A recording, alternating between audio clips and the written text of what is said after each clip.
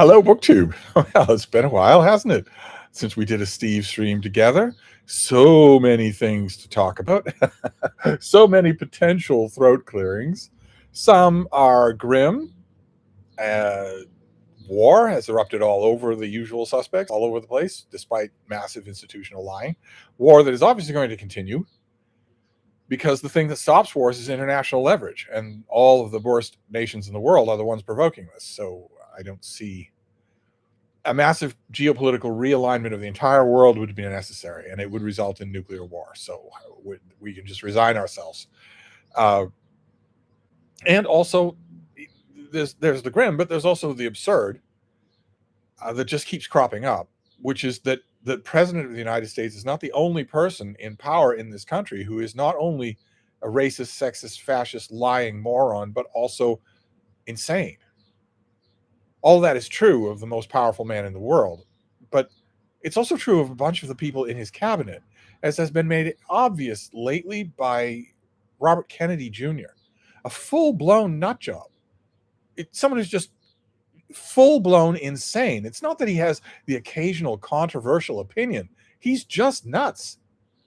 The type of person that you would politely back away from in normal society. And here he is in charge of Health and Human Services, grabbing snakes on a patio while his wife is screaming for him to stop. They're repeatedly biting him. He's just standing there smiling. Just insane behavior, just completely insane behavior, getting in front of microphones and saying that children who are circumcised are twice as likely to get autism. Just completely insane. So that there isn't even a response. You can't even say to someone like that, hey, that's a pretty weird thing you're doing. Human beings have been pre-programmed, hardwired biologically for 270,000 years, probably a lot longer than that, probably the primate clade, not to just casually pick up snakes that are then biting them and continue to hold on to those snakes. It's pretty weird that you're not doing that. I know exactly why he's doing it. I know exactly why he does all these weird things. Roadkill, whale carcasses, dead baby bears. I know exactly why he does all of these things. He is insane. He's completely insane. But one of the things that he's enamored of is the big, rollicking, crazy adventure story that all the older guys in the Kennedy family tell about their exploits when to the younger generations. I can't believe that people were once like this. Anyway, we could talk about all of those things. Those are all certainly worthy of throat clearing, but there are a couple of other things, that hit for me a little closer to home. Like, for instance, some of you may have seen by this time, a lot of you may have seen that Dwight Garner of the New York Times did a tub-thumping think piece on where have all the book reviews gone. And it has caused a lot of hand-wringing, a lot of responses, good, bad, and indifferent, both in print and on Substack, of course, where I think I'm the only person who hasn't responded, and also here on YouTube. And a lot of those responses and the back half of Dwight's own column just sort of fuzzily lose shape of what a book review is. They lose shape of what a book review actually is. I've been dealing with this problem. This is an old problem. It's been happening for a long time. Periodically, the book review space will come out with a Jeremiah ad like this. Elizabeth Hardwick made her name on it. A book reviewer well before her time, when she was a little girl, made his name on just such a screed. B.R. Myers did just such a screed about modern book reviewing and modern books. It's not a new thing, but most of these pieces get a little fuzzy on what a book review is.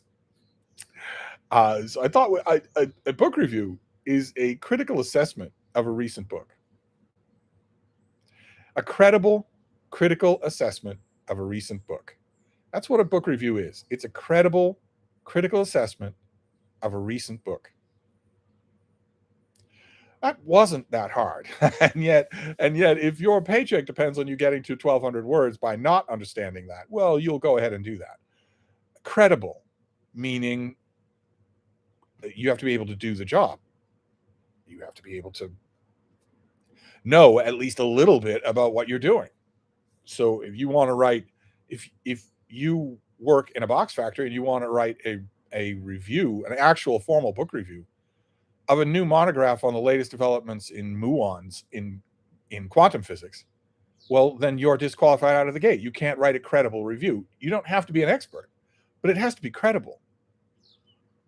It also has to be a critical assessment, meaning it can't be subjective. It can't be your vibes or your gut check. It can't be 99.9% of Goodreads or Amazon responses, which are just that. They are just customer responses. Now, I find them fascinating for being that, but they aren't book reviews.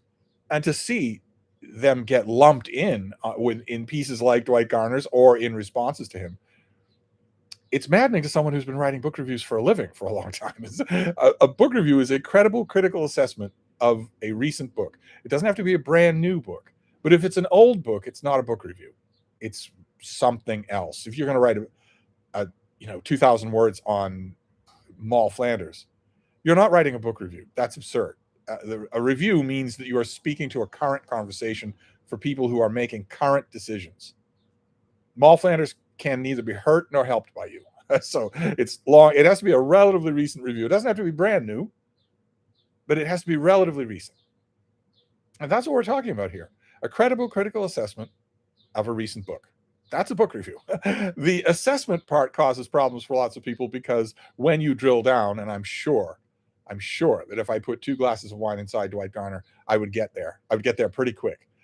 When you drill down on this part of my definition with a lot of people, you reach quicksand, soft mud, because the assessment part means that you are acknowledging that there are objective strengths and weaknesses to writing. And a whole lot of people don't want to do that. They don't want to admit that. Everything else, every other human endeavor, writing is just a human endeavor. It's just a thing that humans do.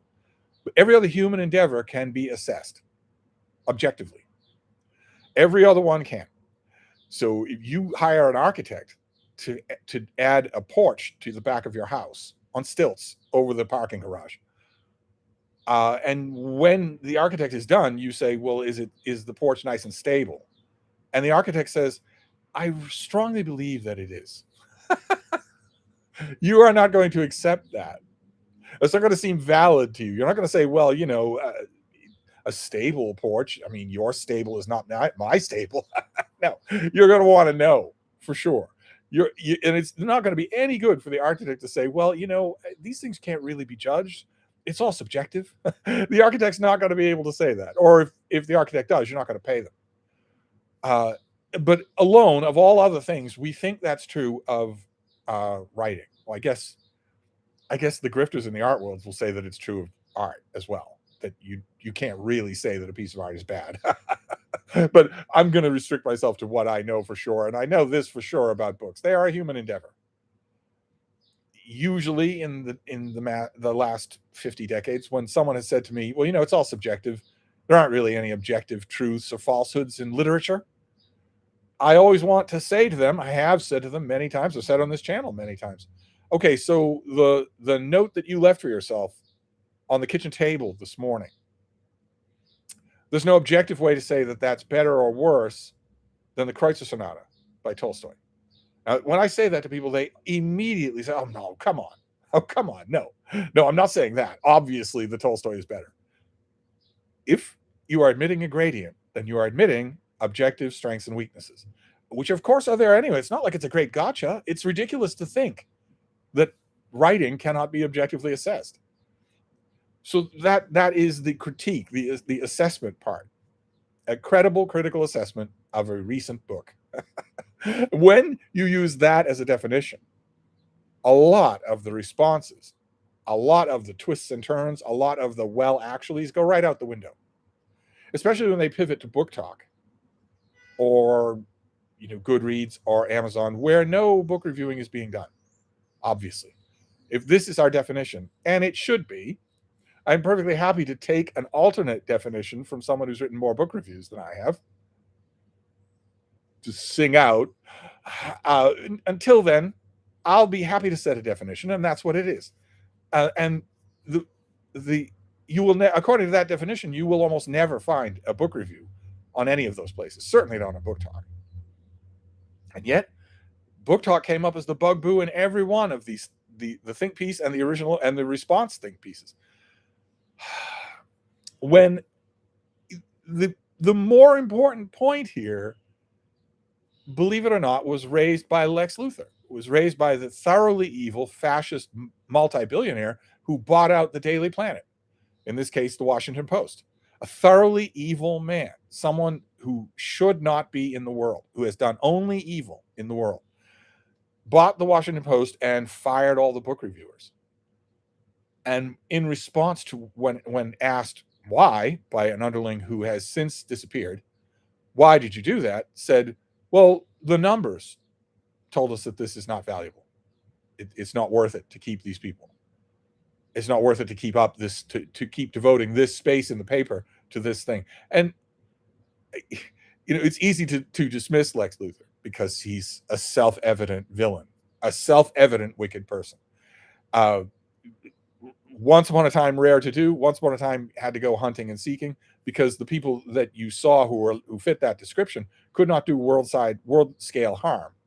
And the people who could do world scale harm were already dead, and everybody knew that they were thoroughly evil. They were foundationally evil, these just big marble statue evil. Nowadays, the oligarchs that rule the world, they're all alive. It's easy to point to them. They are all thoroughly evil as any figure in history. And there isn't any doubt anymore because they can affect the whole world.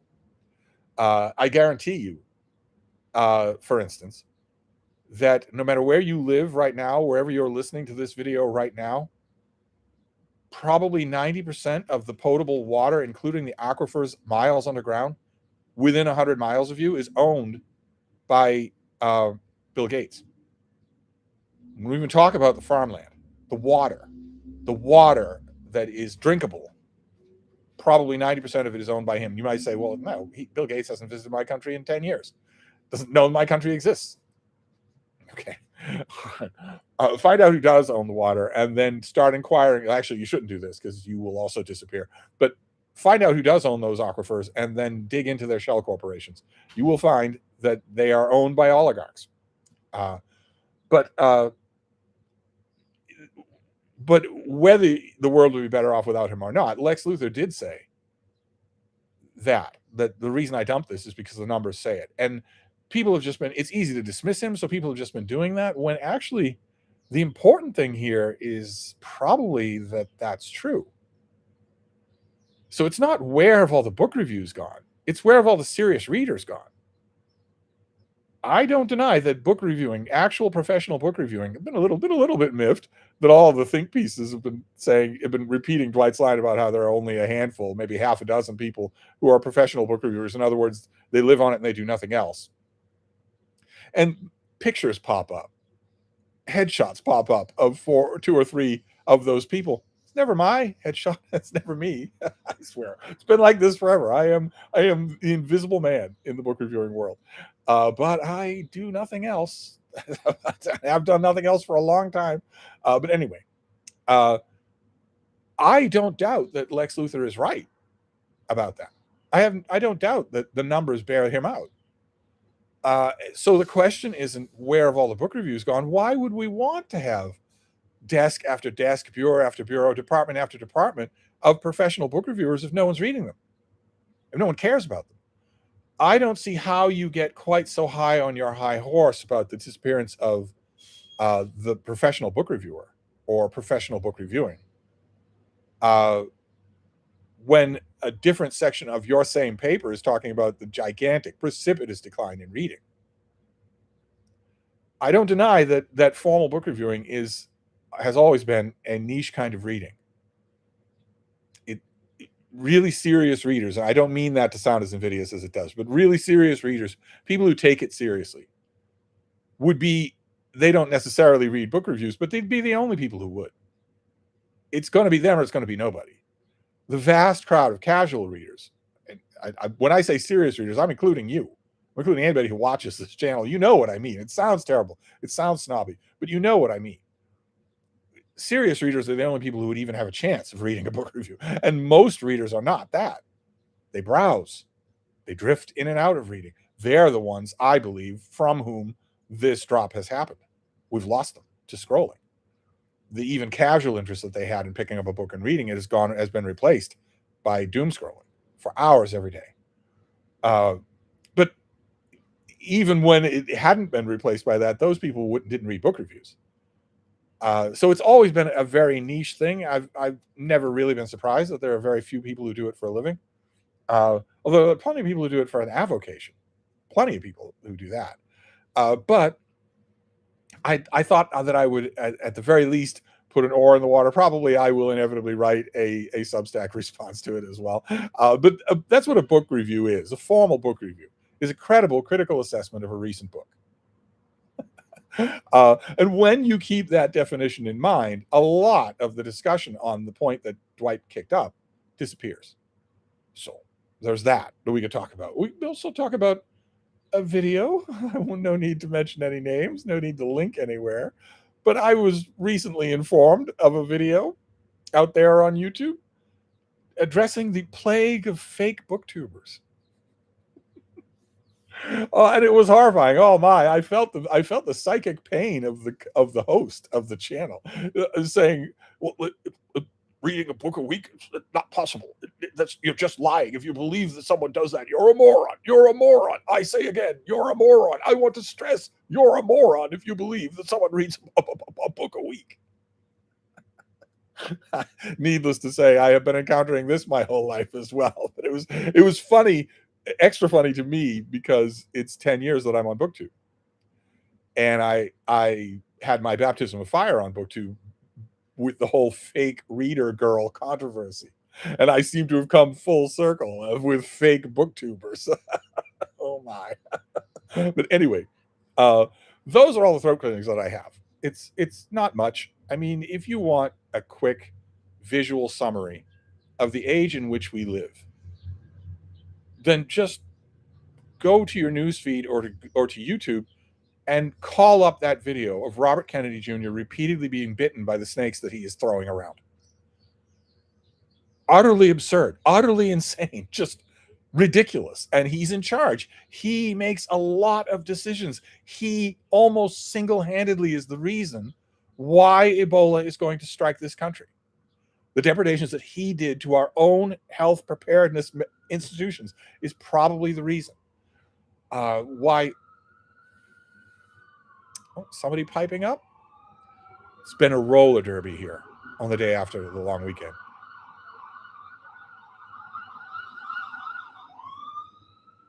Just a roller derby. Compared to the last week when it's been totally quiet, or very, very quiet usually, it's just been insane today. As everybody's come back, nobody feels like being at work. It's a beautiful day. But anyway, we could also talk about Ebola, but we don't need to do that.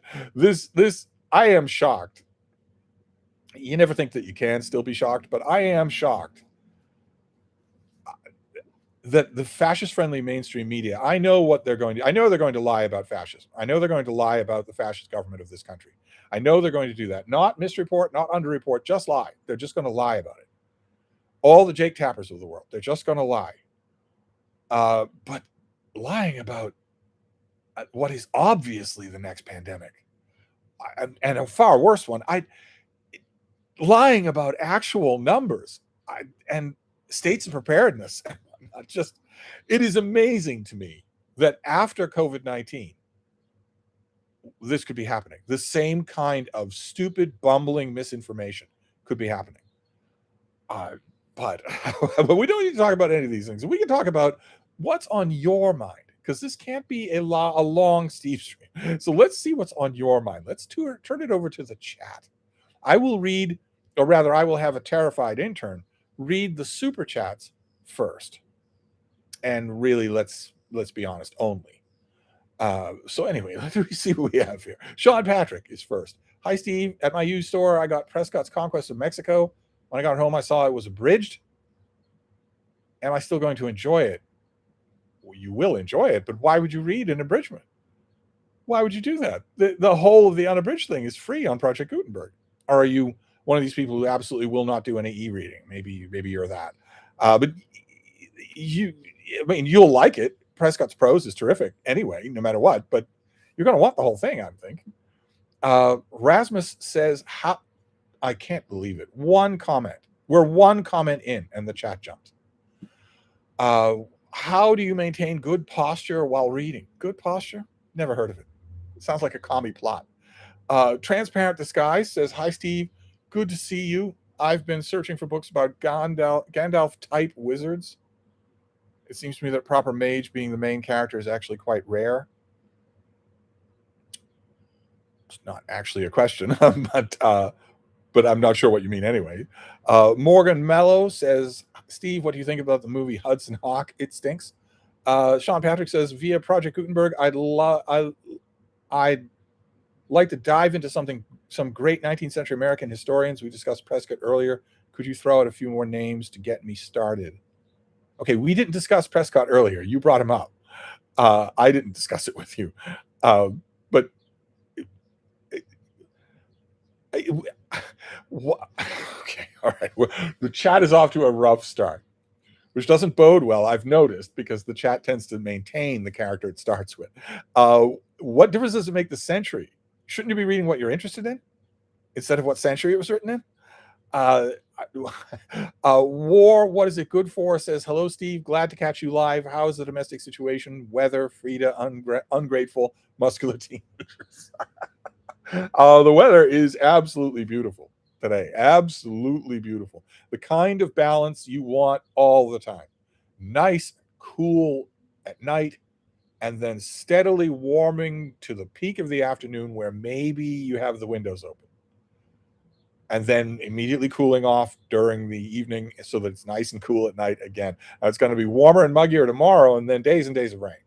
But these next 2 days, and Frida is fine. She is just fine. She is wonderful, sweet company when we go on our walks. If the walk is any longer than 20 minutes, she will periodically stop and just look up at me like she wants me to squat down and fix her hair and kiss the top of her head and whatnot. And she loves meeting people. She could take or leave a long ramble in the wilderness. She likes meeting people so that she can rub herself against them and get her to fuss over them and whatnot. And as to ungrateful muscular teenagers, today has only featured one muscular teenager, and he was not only not ungrateful, he texted me a little bit earlier saying that he really wished he was here. He's working, and he really wished that he was here instead. That warmed the cockles of my transplanted rhesus monkey heart. Clarence Beek says, "The island and bays are for sportsmen." Don't try and infect me with that earworm. I had that forever when that book was out. I don't want that earworm again. Dressy Crooner says, "Hi, Steve. Reading Our Mutual Friend at the end of my 4-year Dickens journey to read him in publication order. I have a love-hate relationship with him, but it has impressed me so far. I should reread Our Mutual Friend." I say that all the time. I should reread all of Dickens. Or maybe I shouldn't. Maybe instead of rereading all of Dickens, I should consult bad AI summaries so that I can be not only a fake booktuber, but the king of all fake booktubers. Maybe I should do that instead. Some Okie Dude says, "Hello." Dressy Crooner says, "Better than Great Expectations, in fact." Some Okie Dude says, "You could say that about anyone in our current administration. It's a clown show." Yes. Incompetent, clownish. Yes. But he's standing there letting snakes bite him. Where is there a human being on earth who wouldn't drop them? It's just saying that if your kid is circumcised, he has twice the chance of getting autism. Just utterly insane. Just and no one laughing. No, in the video of his wife screaming at him to put those snakes down was the only time I've ever heard that kind of response from anyone. He was in a packed room when he said that about circumcised children. No one said anything. No one laughed. No one said you're full of shit. No one said anything like that. Anyway, Felix says, "Hi, Steve. I want to ask, was LBJ a good president?" No. Short answer, no. A long answer, 5 hours.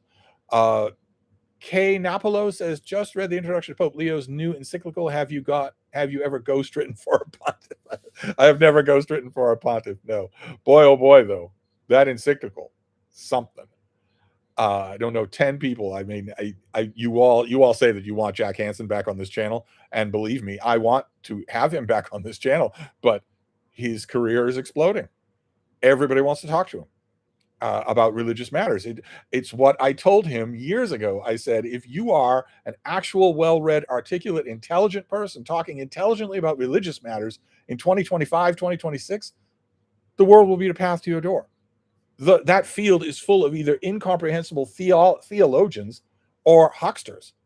For you to be an intelligent commenter on that subject of all subjects, a subject that affects so many billions of people, you'll be turning down work. And I was right, as I'm right about everything. Or am I fake about everything? I don't really know. but I would love to have him back to talk about that encyclical and a whole bunch of other things. I would love to. And quite a few of you would love to have him back too, because of how he doesn't button his front shirt. You people, I can't take you anywhere. That reading guy, I'm here. I know you missed me. I did. California says, hooray, Stevestream. Yes, indeed. It's been too long since we did Stevestream. Some okie dude. Steve, I did want to ask, you speak fondly of the Viraconium series. M. John Harrison. Yes, I know who wrote the Viraconium series. Thanks. What do you think about his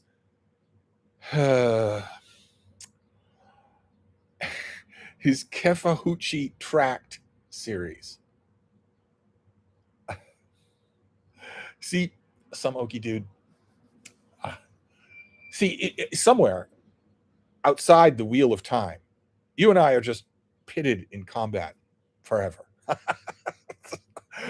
Let's just say I like everything the man wrote. Okay. Let's see here. Omid Fazeli. Is that the name? Omid Fazeli? What a name. Oh my God. That can't be right. Nobody has a name that cool. Hello, Steve and other book readers from Iran after being completely cut off from the internet for 88 days. Okay. Because you are leaving a comment from Iran, I'm going to overlook your infraction of addressing others when you should be addressing only me. Instead, I will just issue you a plenary apology. I am so sorry for what my country, my fascist, horrible country is doing to your country. I am so sorry. Every American is so sorry. I know that's precious little comfort to you. But if you've got the internet, you can certainly go online and see that 5% of this country approves of what this insane regime is doing. 5%. No more than that. If we ever had free elections in this country again, we're not going to. So unfortunately, you are going to be bombed into extinction. But if we did have free elections in this country, this would cost the Trump regime power forever. It would cost fascist power forever. This stupid, horrible, illegal, monstrous, bloodthirsty thing that we're doing. I'm glad that you've got the internet again. I hope that you can get out of your country and out of the region. I hope that you can. That reading guy is back. You might be the only person who knows what a purpose of a book review is. No, I'm not the only one. Not at all. I would argue that the tiny handful of people that are being mentioned in all of these think pieces, one of whom often shows up at Hyde Cottage, I would argue that tiny handful of people, these so-called this tiny remnant of professional book reviewers, like I'm doing macrame all day long, I would argue that they all know too. It's such an easy way for people to either set up straw mans or simply misunderstand the subject. Let's see here. Jovan says, it's surreal seeing that Steve Donahue has seen my story on Instagram. What do you think of my slam dunk? You're going to have to remind me. If you're not joking, you're going to have to remind me. But it shouldn't be surreal that I've seen it. I see everything. Steve is everywhere. Steve was right there in the comments field on a video about a plague of fake booktubers. Transparent in Disguise says, have you read, oh God help us.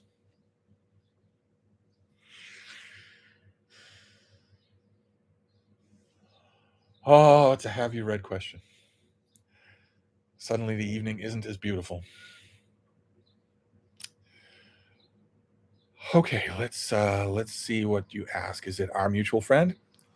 The Political Brain by Drew Western. Well, at least I haven't read that. So I haven't read it. Doesn't excuse a have you read question. Omid Fazeli is back. Hello, Steve and other book readers from Iran after being completely caught. Right. Okay. Hello, Steve. And oh no, you're repeating yourself, Omid. But there isn't. I doubt there'll be a single person in this chat who doesn't feel for you enormously. This was it's a totally unjust and illegal war. It should not be being waged. It's a blight on American history. I hate to think about it. I hate to think about it. Anti-Gaia says, Steve, what are your thoughts on Barnes & Noble selling AI-generated books in their stores? Is this the beginning of the end, or just pearl clutching from Luddites or dinosaurs? Well, keep in mind, okay, what James Dodd didn't say, we've got a sales distribution lineup already for AI in the stores. He said that he didn't have any objection to it on principle grounds. He even went so far as to say, I'm sure that some of the books that are on our shelves who have author names on them were generated by AI. I don't think he's wrong about that. I think it's going to come down to the readers. I think the idea that some sort of torches and pitchforks movement is going to keep AI generated text out of bookstores is insane. I think that's insane. I think James Dodd is right to imply that has already failed to do that. And it's going to be a question of what readers do. If you know that a book that you're a prospective book that you want to read, it was written by a human with no help from AI. If you know that, if you've researched it and you know it, well, then your habits aren't going to change. I'll be very interested in seeing, especially since I think we're all selling AI a little short. Keep in mind, AI wasn't around 2 years ago, and now look what it can do. I think all the protesters to Don's comment are right that AI is stolen material. It is, as Willow Talk's book said, it's a software for plagiarism. And everybody's right about that, but I'll be interested to see. It isn't though. You shouldn't put it that Barnes & Noble has decided to sell AI-generated books in their stores. That's not what Don's comment meant. And he's been getting a lot of pushback. I wouldn't be surprised if he continues to walk it back. He's already started. Some Okie dude says, excited for Red Sheet from James Elroy, Steve. No, I'm not. Ed Wiley says, critical assessments of books doesn't make sales. Belching your gut feelings on Book Talk does. Haven't you heard? It's all about the grind. Oh, believe me, I've heard. The aforementioned muscular teenager is not a teenager, but he's pining to be here. He's at a job and he's pining to be here. He has mentioned that a couple of times. He has said, what on earth are you doing? Why don't you have a book talk? You could monetize it and make a ton of money. You'd be great at it because there's no one else on BookTok like you. But no, I'm not. I stand by my definition, and I also stand by my rationale. There's no one in a better position to leave a definition than me. That reading guy's back. Why can't you write a review of old books? Credible, critical, objective. The modern part is not essential, is it? Yes, it is. Yes, it is. Or does the current zeitgeist and books the book comes out in matter? Of course it does. That's what makes it a review as opposed to an appreciation, an assessment, an essay. A review is specifically talking about it in terms of, what's the word that I want? Volatility. It's there right now. It's got a price tag on it right now. You can decide what to do with it right now. The word review is all important. Let's see here. Sean Patrick says, Steve, I disagree with some of your analysis on Massey losing. The Epstein files were part of it, but the main thing was his stance on Israel. AIPAC made it the most expensive primary ever for a reason. Okay. Well, we'll just have to disagree on that. I know what AIPAC did. I know how much money they spent to defeat him, but it was the Epstein files. Not that they're all that much of a different subject. Morgan says, what do you think about Batman, The Long Halloween? Worth it? It's got some really nice artwork, but it is bloated. You will feel that. It is bloated. It shouldn't have been. It was made for a trade. I believe it was made for a trade. And, whoever did that, if I'm right about that, that was certainly the right decision because it will sell forever. H.P. Lovecraft says, hey, Steve, great to see you. Thoughts on the Nicholas Boyle trilogy of Goethe? Do I know that? I think I know that. It's a big biography, right? It's the English language biography of Goethe, is it not? Oh, I'm drawing a blank on Boyle. Sorry about that. Cosmic A, that's probably because I'm a fake booktuber. Cosmic A says, Steve, have you heard the Wright's favorite book, Camp of the Saints, has been, oh yes, has been republished and promoted again by them. Why are they so fascinated by it? And can you tell what it was like when you read it? Well, if you've read even a plot summary of the book, or maybe you're a fake booktuber, so you got AI to read it for you, you'll know why they're fascinated by it. Good Lord. And the United States has caused an enormous amount of geopolitical disruption in the last 35 years. The war on terror and everything that we've done since has caused a massive amount of displacement of peoples, huge amounts of displacement of peoples. Also, all sorts of climate catastrophe and the effects that has on southern hemisphere economies has caused enormous displacements of gigantic numbers of people. And you can think of that as this is going to sound horrible, but I'm talking about it just in an abstract definition, an abstract illustration here. You can think of that as invading microbes, pushing at the membranes of self-contained units. Those microbes, let's say, are the displaced people. Well, the organisms that are facing that kind of onslaught are going to react convulsively, and you are seeing that in the northern hemisphere. You are seeing those convulsions, and basically that's what Camp of the Saints predicts.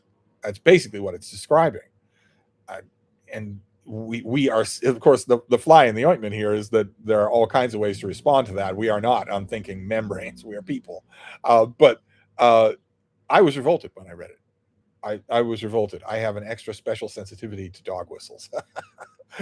David Hume says, another Stevestream. Wow. Well, you say another, but it's been a while. We should be doing one of these every night.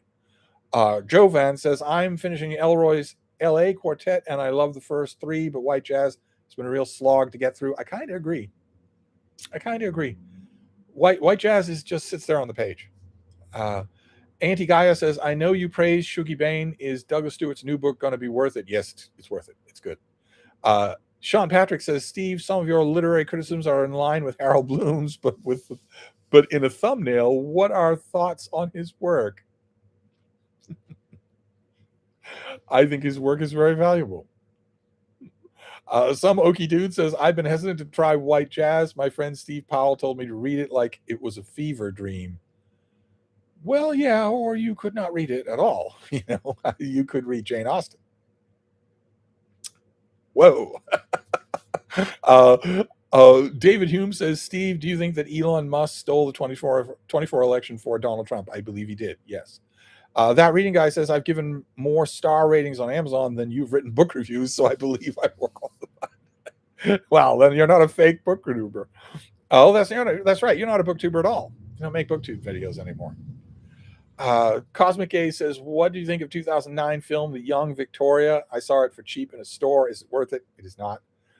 Morgan says, are you familiar with British folk music, John Martin and Nick Drake? What do you think of them? Not familiar enough with either of them to comment. California says, what do you think of Hell Before Breakfast, America's First War Correspondence by Robert Patton? Don't know it. We're hitting a doldrums here, definitely. David Hume says, also, do you have any thoughts on Pope Leo's encyclical Magnificent Humanity? Apparently, it is very anti-AI. It's a whole bunch of things. Yeah, it's a fascinating document. I haven't known whether or not to write about it. On my blog on Steve Reads. I haven't known whether or not to do it. I have lots of thoughts on the subject. Sean Patrick says, Steve, in On the Waterfront, I thought Steiger, Brando, and Lee J. Cobb were great, but that Eva St. Marie was miscast and kind of wooden. Okay, good to know.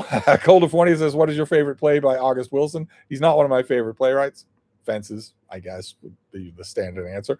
California says, what's the best book regarding the Anglo-Zulu Wars? The Washing of the Spears. That reading guy says, is capitalism to blame for the rise and fall of evil oligarchs? Don't tell David Murphy I asked that. No, it isn't. Unregulated capitalism is to blame for that. California says, is it possible to read the life of, okay, all right, okay. The chat has descended into a rapid fire Gatlin gun of fact boy questions. I don't know why that is. I didn't see this coming at all. Is it possible to read The Life of Alfred the Great by Sir John Spellman with a basic education of Shakespeare / Miltonian English to understand it? See, what I mean here is, okay.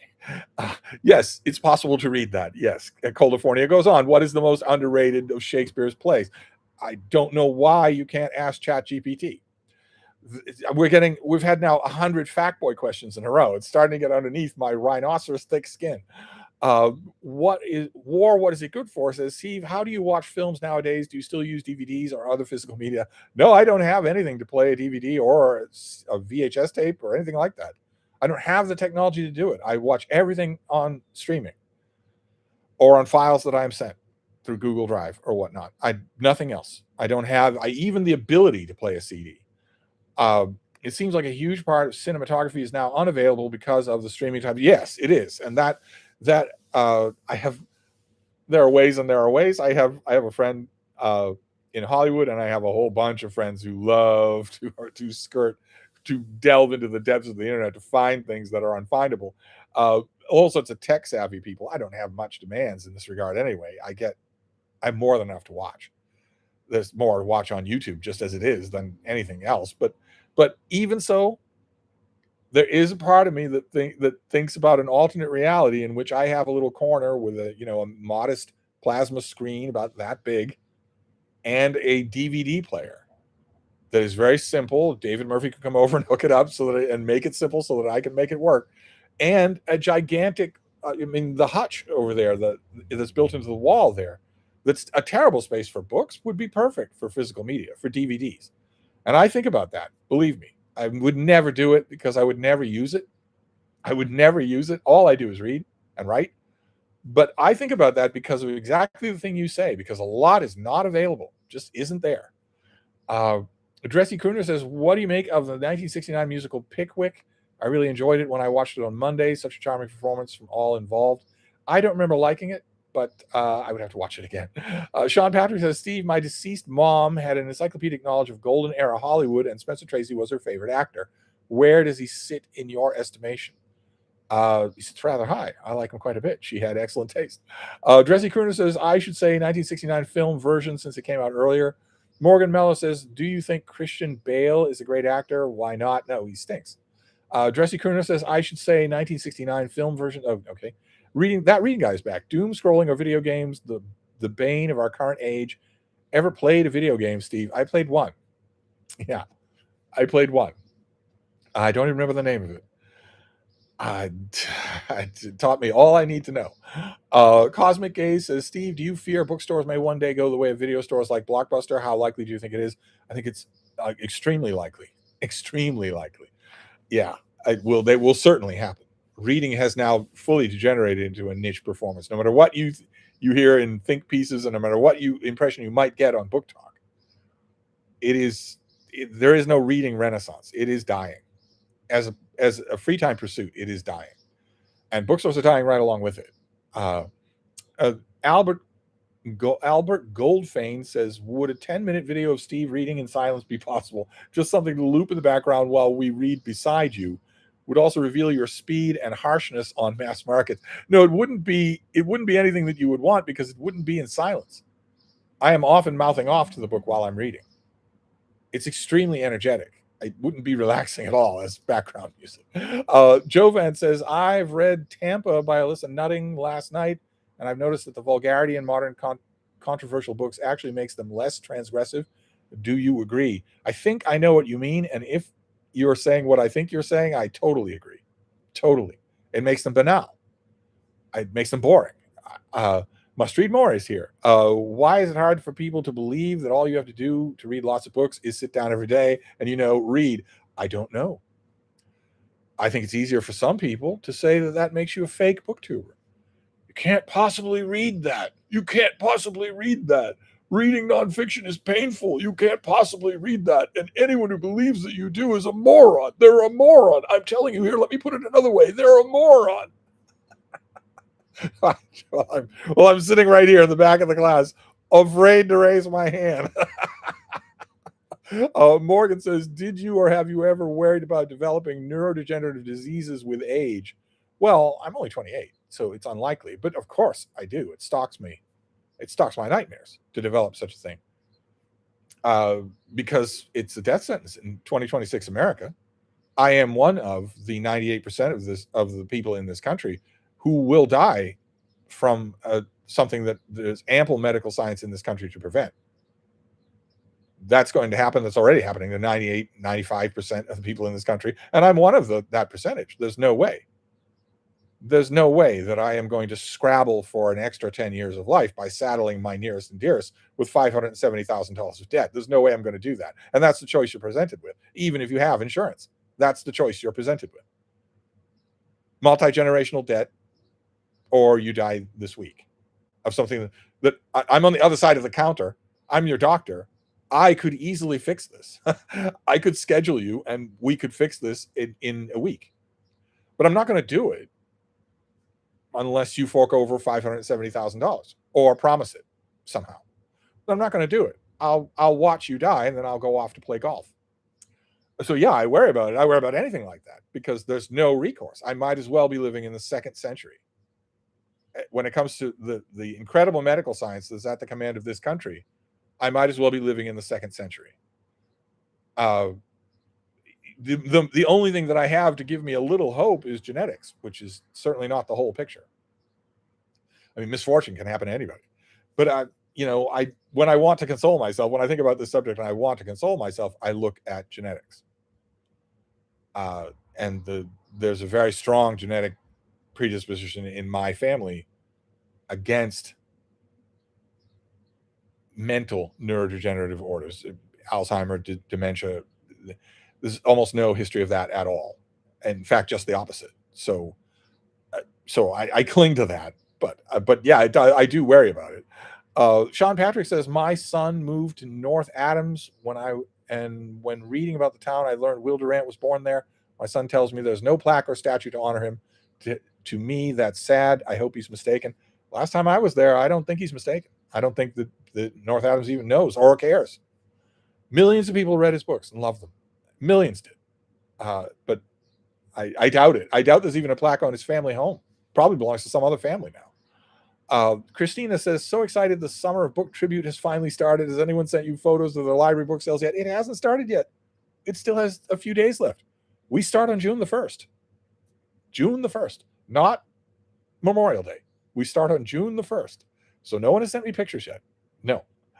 I mean, there are stragglers, there are forerunners, people who come across a book sale or something like that, send me, that happens all the time. They send me pictures and I either squeal for something or I say, no, thanks. But that's a different thing from a summer of tribute where this fake booktuber will be demanding those pictures. Those have yet to come. Those start on the 1st of June. Pictures from the library and pictures of cute dogs. Must Read More is back. I think I lost some subscribers today because I said I read 142 books last year. Should have told them I read 220 plus books the year before. I don't have any. You've mentioned this before on videos, and other people have mentioned it. That I think it's a fundamental difference between me and other booktubers. This business of looking at subscribers, at the number, and noticing when it goes up and down by even one person or two people. I know there are plenty of booktubers I know who do that religiously. I don't get it. I just don't get it. I don't know why that is, but I don't know that it was that. Why don't you keep in mind the monstrous creature that was in one of your recent thumbnails? Perhaps people had psychotic reactions to that, as well they should, and then once they recovered, thought, well, I'd better get out of this nightmare. You put that monstrous creature in your thumbnail.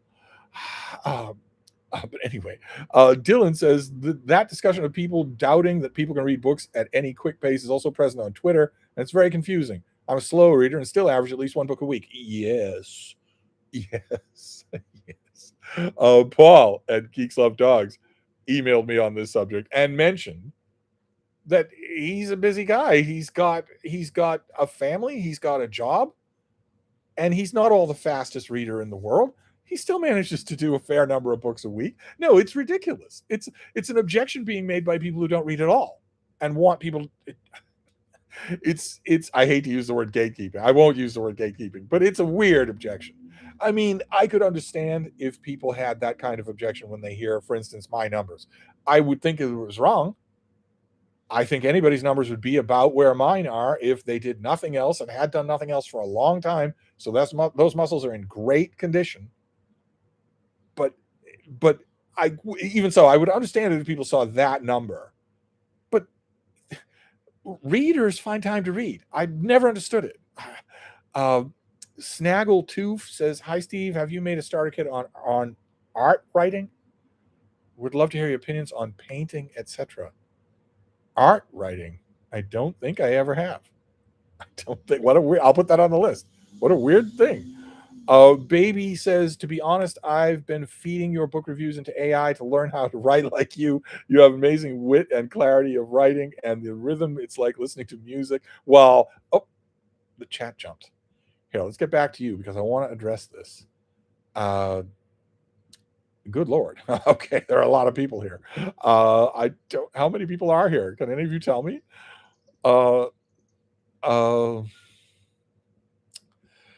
Okay, well, I'm going to go back to where I was because I don't want to miss anybody. Sorry about this. There are a lot of people here. Good Lord.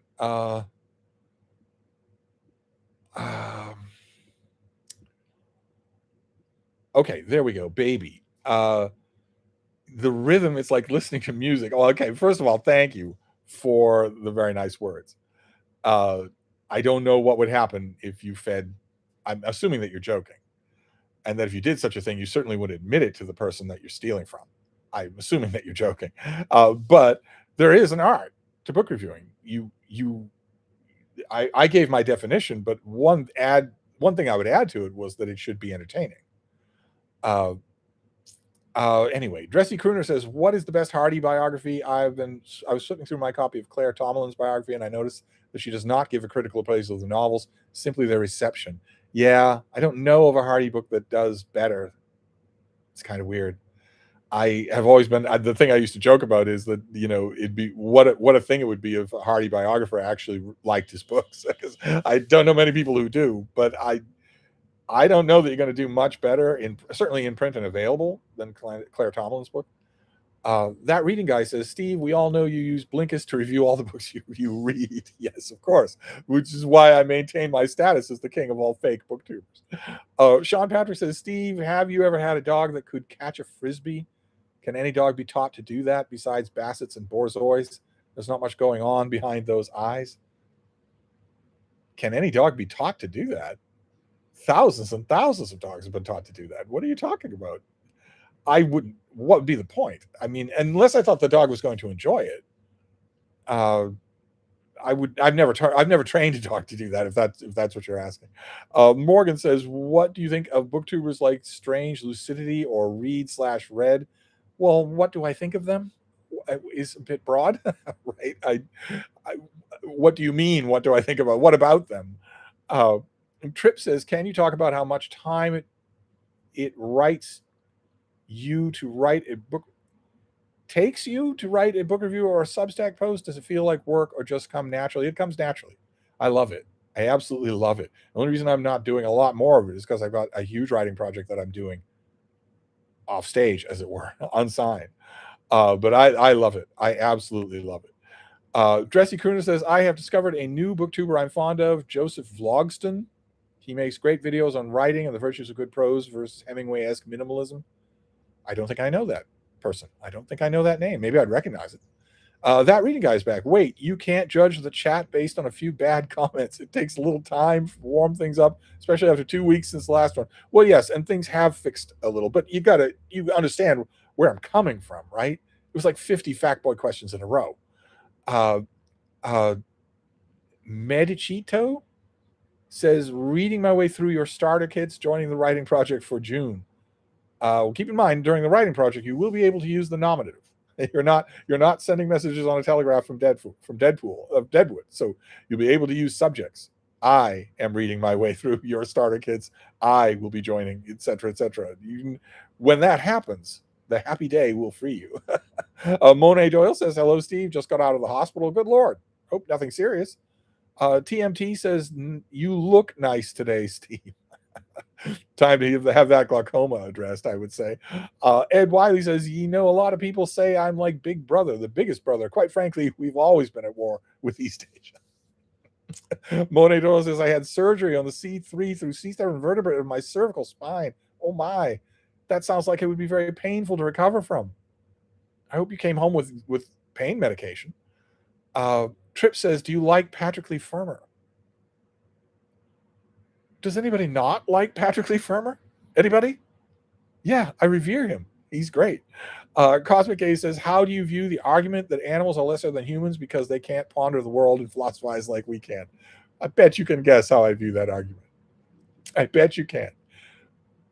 It's, first of all, the people who ponder I don't consider to be fully human anyway, but that kind of abstract thinking is a direct byproduct of hyper-specialized evolution of our forebrain.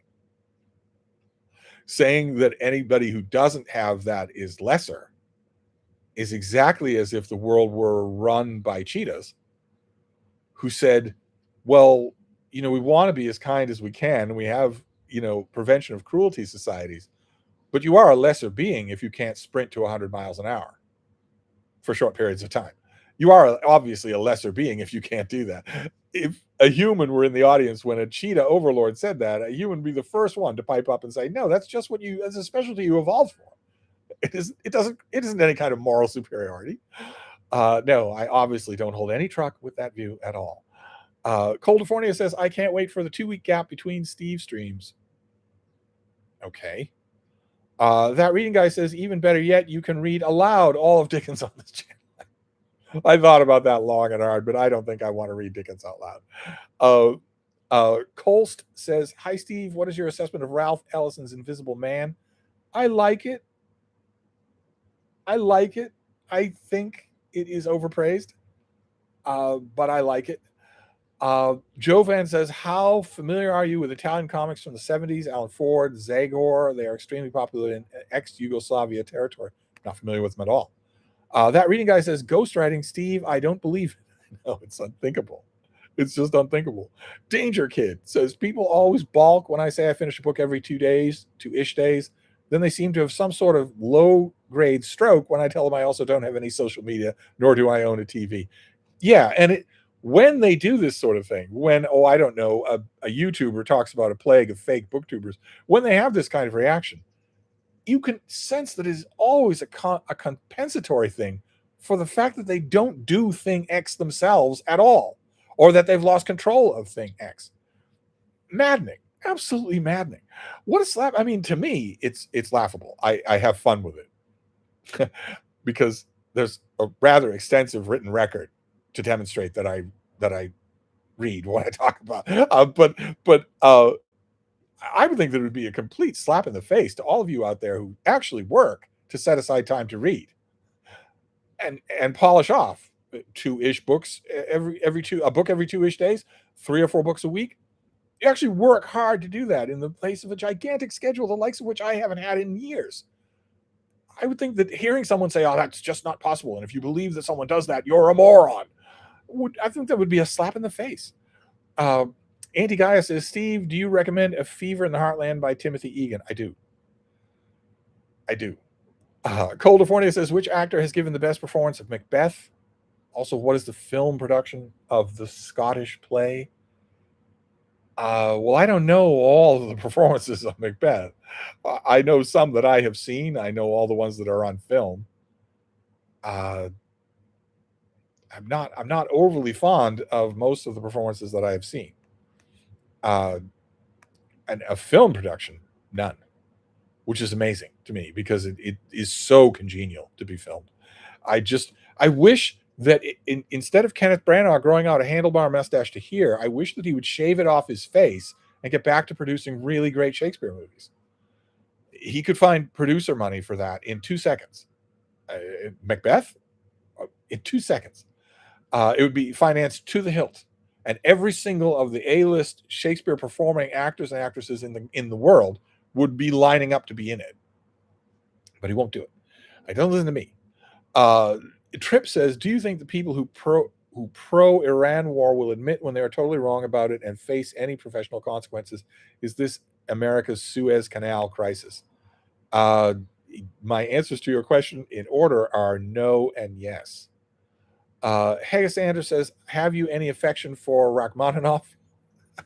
I love to listen to Horowitz performing his third piano concerto. You took the words right out of my mouth. I don't know what to do with a lot of Rachmaninoff, but the Horowitz third is incredible. Just incredible. The most amazing thing is, I'm sure you probably know this, it's on video on YouTube for free with the camera looking at his fingers while he does the impossible. The Rachmaninoff 3 is impossible to play. And it's incredible. Those of you who are listening, Vladimir Horowitz playing the Rachmaninoff 3 is on YouTube. You can watch a performance of it. I think it's incredible. California says, "What is the best book on the Spanish-American War?" The Spanish War from 30 years ago, 40 years ago. The Spanish War is what it's called. Sean Patrick says, "Steve, we all know how hard it can be when dogs die." Do we all know that? But it has to be hard for dogs when their owner dies. Is there an age when a person shouldn't adopt a dog knowing it will likely outlive them? It's not as hard on dogs as it is on humans. But it's not a question of you outliving the dog so that suddenly they are, at sixes and sevens when it comes to their fate in the world. It's the quality of life you give them while they're here.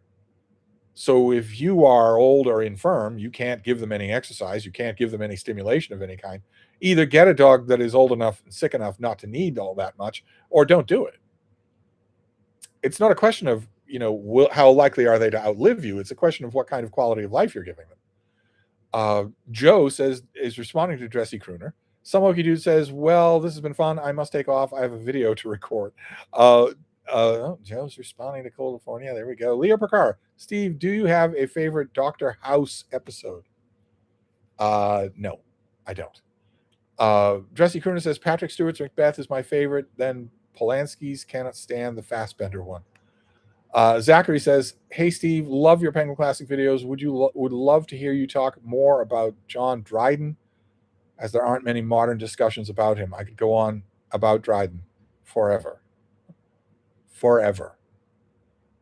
I don't know of anyone in my bookish circles, which are fairly broad. I don't know of anyone who has read all of Dryden other than myself, much less studied it. I could go on forever about him." That reading guy says, "Has Sam Sachs ever panned a book?" You bet he has. Yeah.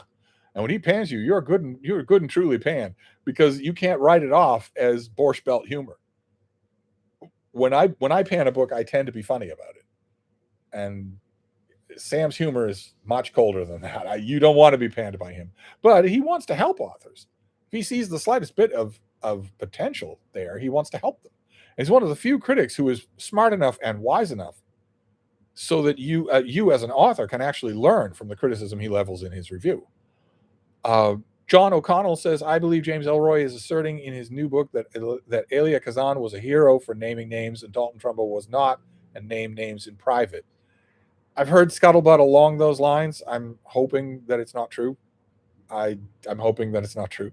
Cosmic A says, "Steve, what are some of your all-time favorite historical fiction books?" Well, I've made, I don't know, about 200 videos on this subject, just about 200 videos. The kind of number that you would expect from a fake booktuber. Who's obviously just doing this to tease the algorithm and make tons of money. But recent example would certainly be Wolf Hall and the two sequels to Wolf Hall. M, Son of the Century by Antonio Scarlatti about Mussolini, also a recent example. And a lot of the classic examples. Pompeii by Harris is terrific. Not as high art as the other two that I mentioned, but still terrific. And lots of others. It's a huge subject on which I have read a huge amount, even though, there's no way that you can do that. There's no way that you can read a book a week. Come on. California says, "What are the three greatest authors in English That would be who are, right? In my limited experience, I would regard Chaucer, Shakespeare, and Milton as the greatest writers of English. I might lose you on Milton. I might prefer other people to Milton, but yeah, the standard subjects, I would assume. Joe says, "What are your favorite Tobias Smollett and Henry Fielding novels? Also, do you like any Spanish picaresque novels?" Oh my God, we are drifting back to Fact Boy questions. Slowly, we are. The chat wants to stay in Fact Boy questions. What are my favorite Smollett novels? Because I've ranked them. See, and number one is really going to surprise you. Am I going to have a Henry Fielding novel that is my favorite other than Tom Jones? Is that what's going to happen? Uh, anyway, and I'm supposed to mention Lazarillo de Tormes, right? Steve Ronstein says, "Hey Steve, what do you think of George Carlin's stand-up / social commentary?" It's a little painful to watch, especially the last of it. The last of it, when it is social commentary, it isn't funny. It isn't meant to be funny. It isn't a stand-up comedy routine at all. The famous one that has gone viral in our modern era, the modern era that it completely predicted, the bit where he's on a Stark stage full of tombstones, presaging his own death, saying it's a big club and you ain't in it. That's not supposed to be funny. I'm not sure that he was even aware the audience was there during some parts of that whole thing. That was just social commentary, and it's good. It's uncomfortable to listen to. California says, Could we get more starter kits soon?" Well, I always think about it. Yeah, I should do a couple more. That reading guy says, "Do you think publishers and editors use AI when selecting novels to publish?" It wouldn't surprise me at all. It wouldn't surprise me at all. The AI can read the electronic text that you give it in 5 seconds. You can't. Uh, Andrew McDonald says, "The film bros are getting excited about the release of director's cut of Ken Russell's The Devils. Do you share their excitement?" Have I ever shared their excitement? Has even one of them talked about this new adaptation, this black and white adaptation of The Stranger? No, not even one of them has. No, I don't share their excitement. Colombian Thunder says, "Hi, Steve. Began reading Trollops the Warden because you've been recommending him and Katie from Books and Things videos. How have I not read this author before? It's genuinely wonderful." It is genuinely wonderful. Yes. And I mean, there are a lot of authors out there, so you shouldn't beat yourself up. But a typical response when someone falls under the spell of Trollope is, "How did I not read this author before?" He's never going to be assigned to you in school. So you're never going to encounter him that way, unlike Dickens or Jane Austen or the Brontes. So you could just clean miss him, and you shouldn't. You absolutely shouldn't, because the genuinely wonderful reaction, you've got a lot of books for which that will be true, not just the one, lots of them. Rasmus says, "Is it bad that I'm actually liking Sax Rohmer's Fu Manchu?" No, it's not bad. You know what it is. The only reason you're asking that question is because you know what it is. And that's all. That's all you need, is to know what it is. And then you can appreciate the rip snorting, page turning nature of it, as long as you know what it is. In this little corner of BookTube, that is all you need to do. You do not need to offer any kind of apologies. You do not need to signal allyship. You don't need to do anything like that. All you need to do is acknowledge what it is, and then the question will be, all right, given what this is, can I still enjoy it? That's the question. If given what it is, you can't still enjoy it, well, everybody in this little corner of BookTube is going to understand that completely. Everybody has a different toleration line for what they can put up with in terms of the drawbacks from Sax Rohmer. If you get to that point and you think the trade-off's not worth it, it's bothering me more than it's pleasing me, well, then you can stop. No one here is going to judge you. If you get to that point and you think, I understand what it is, I understand the ugliness of what I'm reading, but I'm really enjoying it, so I'm going to keep going. Again, no one in this corner of BookTube will fault you. It's not bad. No, there's no such thing as bad and right. No. It's for fake booktubers to say that there's a right and a wrong book, that there's a moral quality to reading. War. What is it good for? Says Steve. Doesn't AI seem a lot like computer from Next Generation? Well, of course, the Next Generation isn't real, but in the original series, we are told over and over again, and I think it comes up in the Next Generation as well, that the Enterprise's computer is only as good as its programming. but but that is said over and over again in the original series. In the Next Generation, that is said, but that is also belied by Data, by the character of Data. And after that, I mean, Voyager's onboard system has neurobio elements. How is that not a brain? I, I, I it's similar, but I wouldn't say that it seems a lot like, yes, but not the same. That reading guy says, should we organize a protest against AI slop in our books? Protest to who? Protest under what? I don't think there's any turning back this tide. I think it's not a question of stopping it. It's a question of figuring out what we're going to do about it. David Hume says, should I read the Odyssey before reading the Iliad? I've started reading Alexander Pope's translation of the Iliad and enjoying it, but finding it hard work. Well, I don't know what you mean by started. After a while, what Pope's doing with the Iliad will become natural to you, I believe, and it won't be as hard. But why would you read the Odyssey first? I mean, it doesn't matter. They're both great books, but one is obviously a sequel to the other. I mean, it doesn't matter. But as long as you're reading the Iliad now, I would just continue with it. Dressy Kerner says, Katie at Books and Things has officially read all of Trollope. She's inspiring me to want to read him. Need to get to him soon. Yeah. It's too bad she's a fake booktuber. Oh, no, maybe she's a real booktuber. I don't know. I am definitely a fake booktuber, because I claim to have read all of Trollope many times. Well, that can't be. If you believe that, you're a moron. A moron, I say. Stephen Newton says, is it me or do a lot of PI mysteries use the same two endings? They either end with the killer being the one that hired the PI or the PI falls for. Yeah, you're not wrong to see it. Those things crop up way too often. Usually a result, in modern times anyway, in the last 50 years, of a PI writer not being familiar with the genre, not having read a lot to know how derivative each of those are. Although it happens plenty in the classic era as well. It's Zenerat says, banal question, but what are you currently reading today? Well, I'm not currently reading anything. I finished a book in order to come on this live stream. And then when I'm done with the live stream, I will see to the baby and I will freshen up. I'll do a little writing. And then I will read all night. I have a little stack of books that I'll be reading tonight that I'll be starting with. I don't know where I'll go from there, but that's not a bad question at all. That reading guy says, that's my question. Yes, that's usually that reading guy asks, what are you reading? I will be reading this, The Typing Lady by Ruth Ozeki. No idea what to expect here.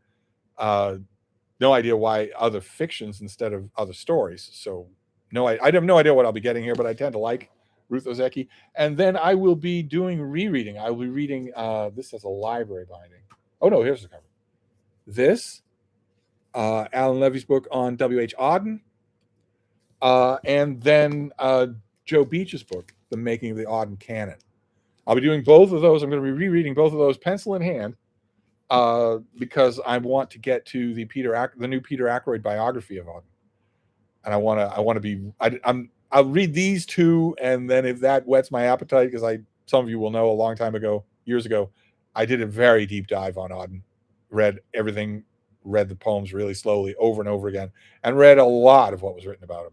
And Mendelsohn wrote two big biographies on him. I might go to those as well, just for the fun of it. You don't need that kind of heavy artillery to review a not very long new biography, but that is print and paper books, and I doubt that all of my reading tonight will be print and paper. I'm hoping that I will go to digital at some point.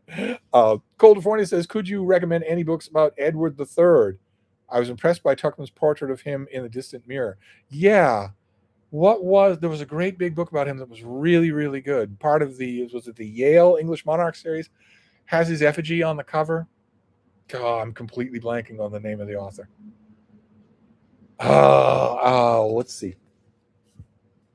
Let's see if we can find it. You know what I need to do? I need to put a direct widget for Amazon Books on my home screen. I really need to do that.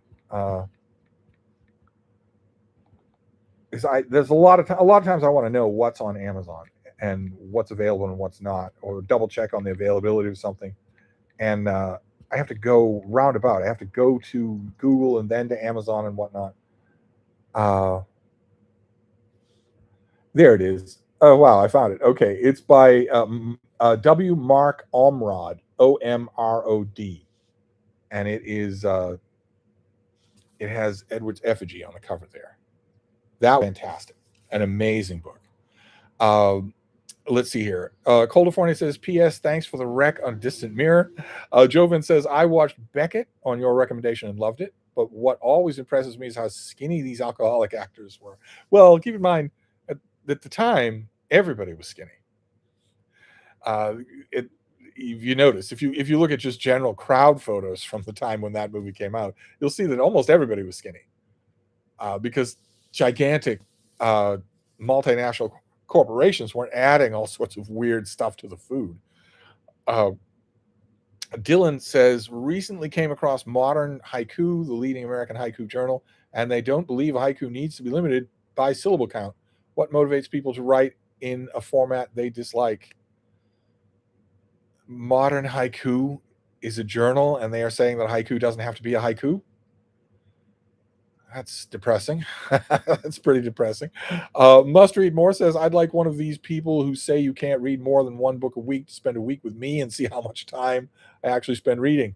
More than they believe humanly possible. Yeah, they don't believe it's possible. I'm listening to hearing all about this plague of fake booktubers. And of course, in the comment section, my name came up. And I'm thinking, if you're saying that one book a week is impossible to do, then what are you going to do with me? What on earth are you going to do with me? David Hume says, do you ever listen to music while reading, or do you need silence? Sometimes, more likely when I'm writing. I mean, if I had music playing when I'm reading, I wouldn't hear it anyway. I'm totally absorbed in what I'm reading, or fake reading in this case. But when I'm writing, yeah, Baroque music, I'm perfectly happy having that on, especially if it's rote writing. A lot of writing that I have to do is not creative. It's rote writing or editing.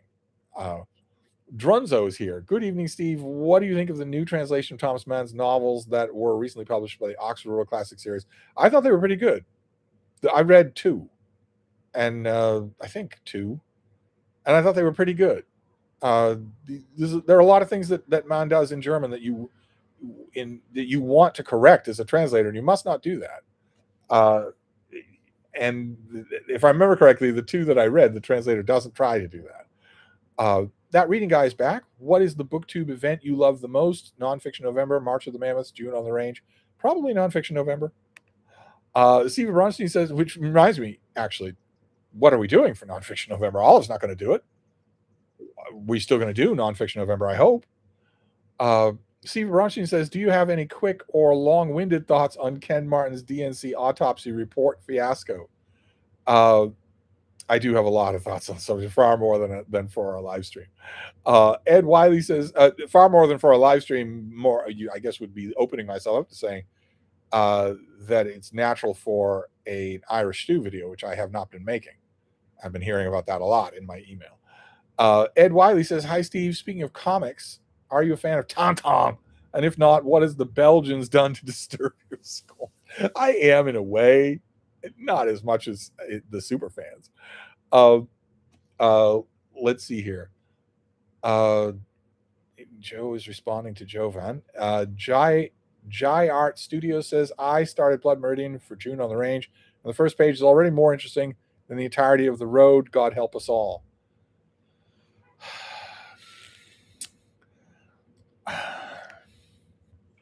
That's a pretty low bar.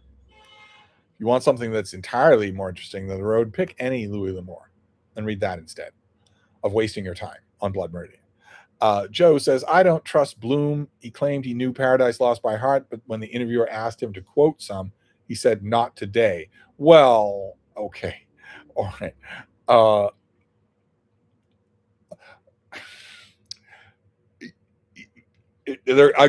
understand what you're saying. A couple of qualifications here. One, ordinarily, when he said that he knew something by heart, it meant he knew it really, really well, not that he had it literally by memory. And two, believe it or not, he got nervous in front of cameras, even after a long time of doing it. And also, three would be that he shared a certain dislike of yours truly of not wanting to be an organ grinder monkey. Some people don't like that. I understand what you're saying, but I completely understand a response like that from him. Dressy Crooner says, I miss ShakeTube, and I've only seen your back catalog videos on it. I'm speaking of which, why no Macbeth video? Well, I can't make a video about everything. I haven't made a video about everything, literally every work of literature. That reading guy is back. Who are the best novelists writing today, or maybe just your favorites? Well, I'm going to forget his name because I never know how to pronounce it. Danielle Meni. I have no idea how to pronounce his last name. Oh my God, no idea. Other rooms, other voices. I never remember how to pronounce his name. I guess that makes me a colonialist. But also, oh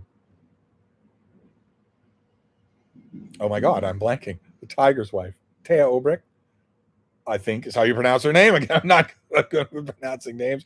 I guess here I'm supposed to say Ben Lerner, but I just don't see that. I just don't. And I would like to think that Marilyn Robinson is going to write another book before she dies, or Richard Powers is still alive and still writing. Tobin says, "Can Paul Celan's work be appreciated in English translation?" I would ask, can it be appreciated in the original? Danger Kid says, Steve, I'm moving halfway across the country for a new job in the next couple of months. Is 800 too many books to move? No, 800 is just about right. I would say 800 to 1,000 is just about right. I feel like I've pared my library down as slim as it's going to get. 800 to 1,000 books is all anybody really needs, especially if you've got a jam-packed e-reader.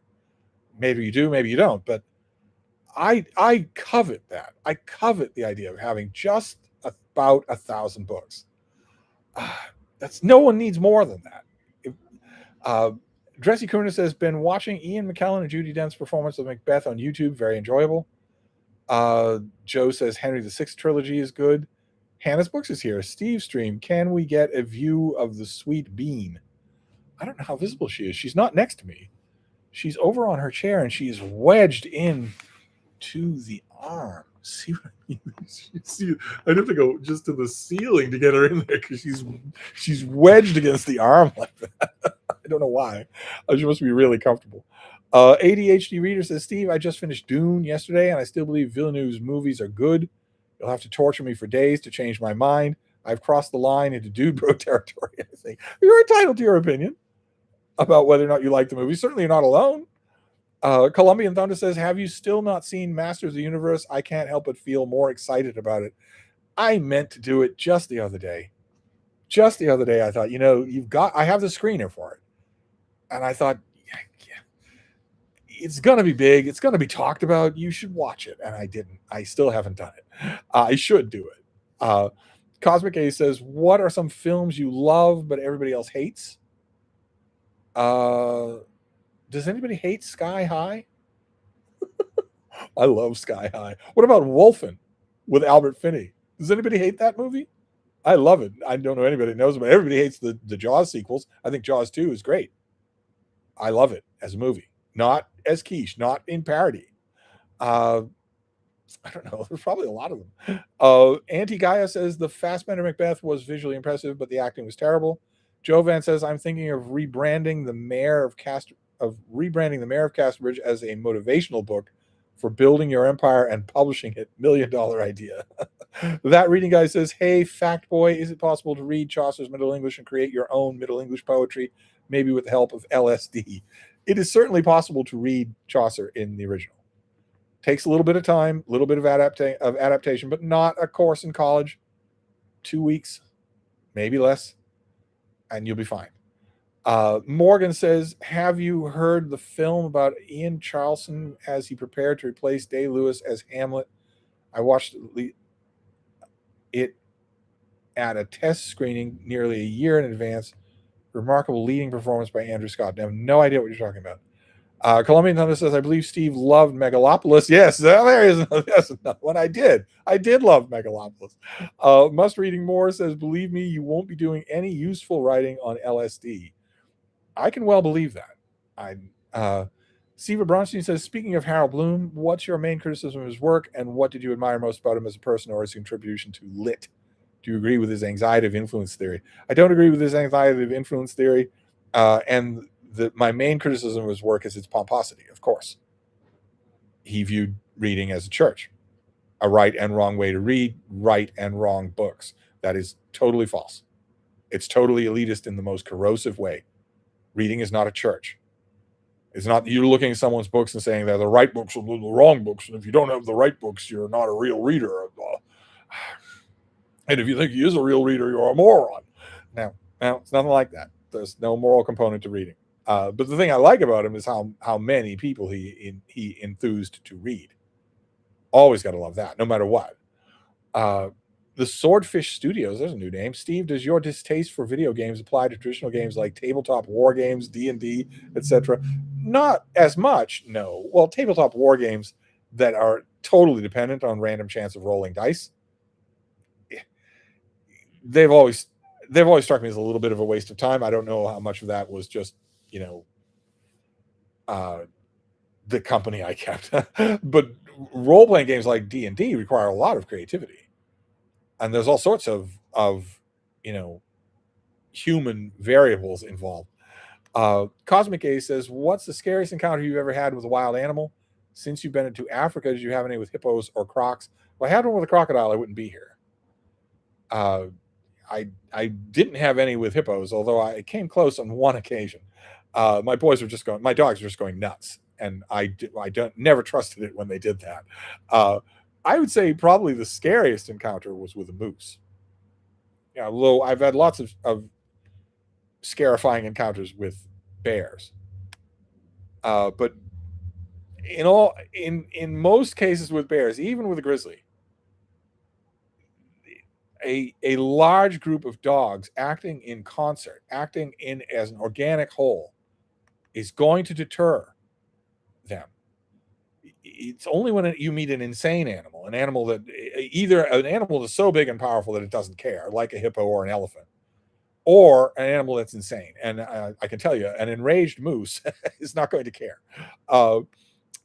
Dressy Crooner says, I'm an English teacher. One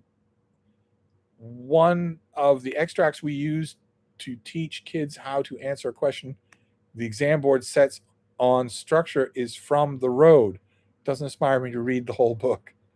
Is it on exams? That is so depressing. Colombian Thought says, you would think that with the readers becoming smaller and smaller in numbers, that books would be kept afloat by passion writers alone, but it seems like bestsellers are still mostly junk. Yeah, and I fully believe now, I've always believed to an extent, I now fully believe that the bestseller sales numbers are totally cooked. I don't believe them. I don't believe they're real. That reading guy says, how do we make reading cool again? There's no way. There's no way to do it. Everybody has a phone with them all the time, and the phone is designed to be addictive. Jim Bob says, as long as reading and writing are still taught in schools, I think bookstores will stick around. Have you met any students in school? That reading guy says students hate reading. Exactly. Yeah. Have you met them? They're not keeping bookstores alive. Anti-Gaia says the behind-the-scenes clips from Megalopolis were enough to put me off it. Shia LaBeouf is the most insufferable actor ever. I kind of agree. I kind of agree. He was in a movie. I forget the name of it. He was in a movie with Tom Hardy set in turn of the 20th century Appalachia, I think. Where everybody gets shot. Shia LaBeouf, his character gets beaten to a pulp by the bad guy, and then later at the end, virtually everybody's getting shot all at the same time. And one cast member tweeted anonymously, but everybody knew who it was, that she really wished the bullets had been real when it came to him. Joe says students love writing on books, which I hate. Cosmic A says, what do you think of the view held by some historians that the dissolution of the Austrian and German empires paved the way for Hitler? I don't agree with it. To put it mildly, I don't agree with it. The good guys were not responsible for Hitler in any way. Not in any way. Felix says, Steve, I had a blast watching The 13th Warrior. Are there any similar movies? I don't know what you mean by similar, but what a movie, huh? What a movie. Oh, my God. Oh, my God. Every guest that comes here is subjected to that ending, to the prayer, the two prayers that we hear at the end, one from the Vikings and one from the Arab. every single guest here is subjected to that ending. But the whole movie is terrific. Uh, Trip says, oh no, Trip says the chat jumped. Trip made the chat jump. So let's go back to where he was. Oh my God, look at all these comments. Oh, how many people are here? Okay, we're going to find Trip. That's what we're going to do. We're going to find Trip. Stay focused and find Trip. There's no way I'm going to be able to read all these comments. There's just no way I'm going to be able to do that. There we go. Since reading has decreased over the past 20 years or so, have you noticed the quality of books is decreasing? Yes. Yes, very much so. Karen says, Steve, you talk aloud to your books. I love it. I thought I was alone in that habit. Oh, no, I do. I talk to my books. Yeah.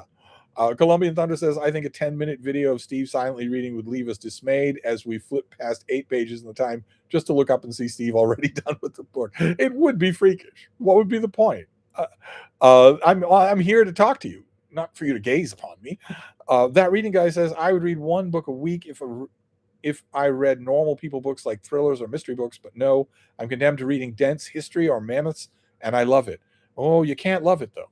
I have heard on the best authority that fake booktubers say they love it, but really, reading nonfiction is painful. That was the word, painful. California says, on second thought, the best English language writers are Gardner Fox, Stan Lee, and Roy Thomas. You might not get an argument from me there. Morgan says, regarding Strange Lucidity and Read/Read, I was just wondering if you enjoy their videos. Do you have any objections to their kinds of uploads? I don't remember objecting to anything by either one of them. Must Read More says, first time I ever saw a borzoi, it was straight head on to me, and when it turned, I flipped out. I was shocked how long and thin it was. Yeah, they look weird straight on, and they look even weirder when they turn. JJ says, is Joseph McElroy a good author? I've seen some channels discuss his book Women and Men, but it sounded dude bro adjacent to me. It's very dude bro adjacent. It's a very good novel. Well worth your time if you ever find a copy. That reading guy says, I read your post on Steve Reads, and that hardcover edition of the Fagles Odyssey looks pretty ugly. A missed opportunity by Penguin. It was kind of ugly. Yeah. Hannah's Books is here. That reading guy and Hannah's Books back to back. I'm a huge Hardy fan. One bio I found interesting is pairing with Tomlin is Ralph Pite's The Guarded Life. Well, there you go, everybody. Pite, The Guarded Life. Better to listen to Hannah on Hardy than me. Leo Percara says, do you like any comic series published by CrossGen? Don't ever lose that sense of humor. Dressy Cruda says, my teacher colleagues read YA in their free time because they find teaching too stressful and want light reading. Am I just deeply weird? In fairness, I have no kids or partner to worry about. They read dumb books in order to de-stress? I would find that extra stressful. Joe says Polanski's Macbeth is great. Okay, I'll take your word for it and disbelieve it. Ricky Gervais says, I recently read 1422, the year China discovered America. To me, it proved that history can be just as mesmerizing as any form of fiction in the hands of the right author. Entirely true. David Hume says, Steve, I'm sure you must have commented on it before, but what do you think of Peter Singer's Animal Liberation? Also, are his other books worth reading? They aren't as worth reading as Animal Liberation. That is his one classic, and I love it. I absolutely love it. I think it is true. It is a true book. California says, people who were architects of the Iraq War suffered no consequences. I doubt the ghouls in charge of this Iran debacle won't lose a night of sleep. Well, they won't lose a night of sleep, and also we can't talk about suffering consequences. In my opinion, I know that none of you believe this. The reason why we can talk about the architects of the Iraq War perhaps suffering consequences is because power changed hands. Power is not going to change hands in this country again. Ever. So even the possibility of consequences doesn't exist at all. That reading guy says, when I bring up reading as a hobby, I feel almost apologetic because I feel like an alien amidst all the talk of movies and TV shows. Well, you shouldn't apologize for your reading, but you do strike all of us as a weird alien, if that's any consolation to you. Haggis Sanders says, and Horowitz was 78, I believe. The agility of his fingers is so unbelievable. that I disregarded the evidence of my own eyes. The video on YouTube will make you disregard the evidence of your own eyes. You won't believe what you're seeing. I think it's the classic demonstration of the sheer miracle of what he's doing at the keyboard during that performance is that Zubin Mehta wasn't watching the audience, the orchestra that he was conducting. He was looking at Horowitz. He knew perfectly well that history was happening right there on stage with him, and he didn't want to miss it. Steve Bronstein says, Steve, I think I recently saw that someone lobbed a cult leader insult your way. Yes. Notice that, did you? Can you please address this so I can know what to think? My very first reaction was, you've got to be joking. You're making me the villain here. And then I thought, wait a minute. You tell them that you are always right. You tell them that they must think of you when they're going to bed next to their partner and not their partner. You tell them that they are to give you tribute all summer long. Maybe you are a cult leader. And then once I thought that, my reaction went from how dare you to you're damn right. Columbia Thunder said, besides, if you're going to be in a cult, shouldn't it be this one? Colombian Thunder says, do you think Hugh Laurie could have been a good doctor for Doctor Who? He would have been fantastic. Yeah. Cosmic A says, do sappy books about the office of the presidency piss you off now, given the past several years? I can't read them. I would never have read the sappy books. They would never have pleased me. But I used to love presidential studies of the presidency. Not biographies of individual presidents, but studies of the presidency. There have been like 20 that have been absolutely first rate. And I don't have any of them now. And when I see them at the Brattle for $1, I can't do it. I can't bring myself to do it. The office is over. And I can't bring myself to read about it. Christina says, you mentioned thinking about another pet. And I was fully team dog. Since you said dogs come to you, has anyone reached out about adopting one of the precious beagles rescued from Ridgeland Farms? No one has talked to me about Ridgeland Farm beagles. No dogs have come to me. And it's a lifelong habit not to go to them. So I just haven't done it. I just haven't done it. I've just let it hang fire. No one has reached out to me about the Ridgeland Farms beagles. I'm assuming they all have loving homes. But when that subject came up, a couple of you mentioned in emails that it was probably a tactical mistake for me to mention it on camera, because you were worried that suddenly, instead of people sending me unsolicited books, they would be sending me unsolicited dogs. And I guess I kind of worried about that myself, but that did not happen. That did not materialize, even the possibility. People didn't even email me to say, hey, I was half expecting someone to email something like, my neighbor down the street, she's getting on in years, and so is her dog. She has a sweet old dog, but she just took a fall, and she can't take care of the dog at all, and the relatives don't want it. And, I'd be happy to drive the dog out to you, because otherwise it's euthanasia. And I kind of expected that I would get something like that. That didn't happen. Colombian Thunder says, it's weird for me because I love movies, I love TV, I love music, I love books. I could have knowledge discussions about all of those, but I feel spread thin often. Well, yeah, you're spread. That's your in life, right? There's so much stuff to experience and enjoy that you're spread pretty thin, and then you die. That reading guy says, how many music books do you read for The Sound of May? The Sound of May? What's that? Stephen Newton says, the only Macbeth I saw was Throne of Blood. Toti Fan says, hello, BookTube. California says, where should I start with Dryden? Do you want to read Dryden? That would be the place to start, with asking yourself that question. Do you want to read him? Do you actually want to read him? Or are you attracted by my contention that no one reads him, which is not a good reason to read somebody? Do you want to read Dryden? It would be my number one question. If you want to read him, I would start with a selection of his poetry, which would be easy to do. You could find one free on Project Gutenberg. Cosmic A says, do you agree Anne Bronte is the least loved of the Bronte sisters? And do you think that's fair? Cosmic Ace asked this question, and the next question is by Hannah. It's like you mentioned the Bronte sisters and she appears. And again, you'd better to ask Hannah this question than me. I would agree with you, but there's probably nuances I'm missing. What does Hannah have to say? Yes, I am one of those who had missed Trollope until a decade or so ago when I read his Warden, mostly because Trollope and I share the same birthday. Your readings of his work aloud have brought a whole new level of appreciation of his work. Is that Is that a subtle nudge for me to get back to she knew he, can you forgive her? I have let Can You Forgive Her languish, and I really shouldn't do that, especially since I have so much fun reading it. But but you've got a Bronte question to answer. Let's see here. Lou G says, speaking of starter kits, I'd love one on the Golden Age detectives. I searched your channel and didn't find one.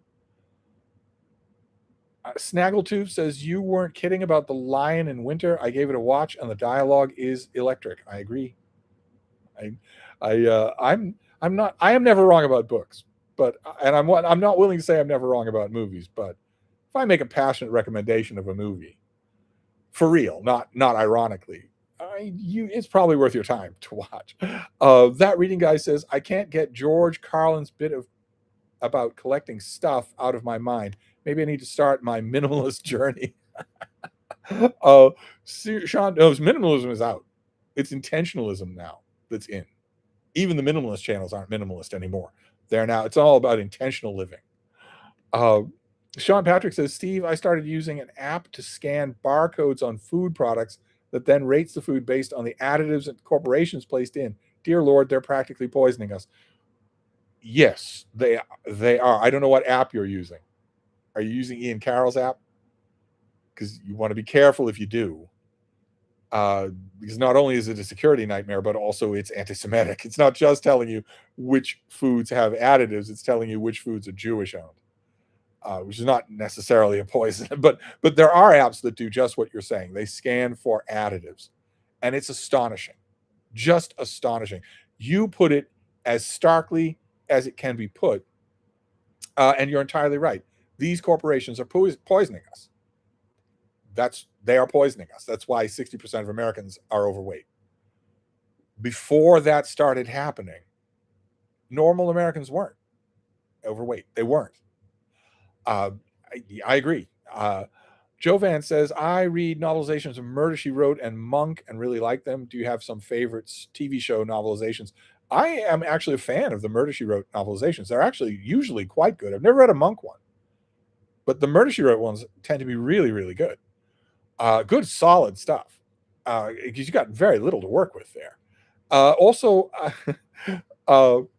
naturally, I'm going to say Star Trek, especially since we're right on the doorstep of Book Trek 2026.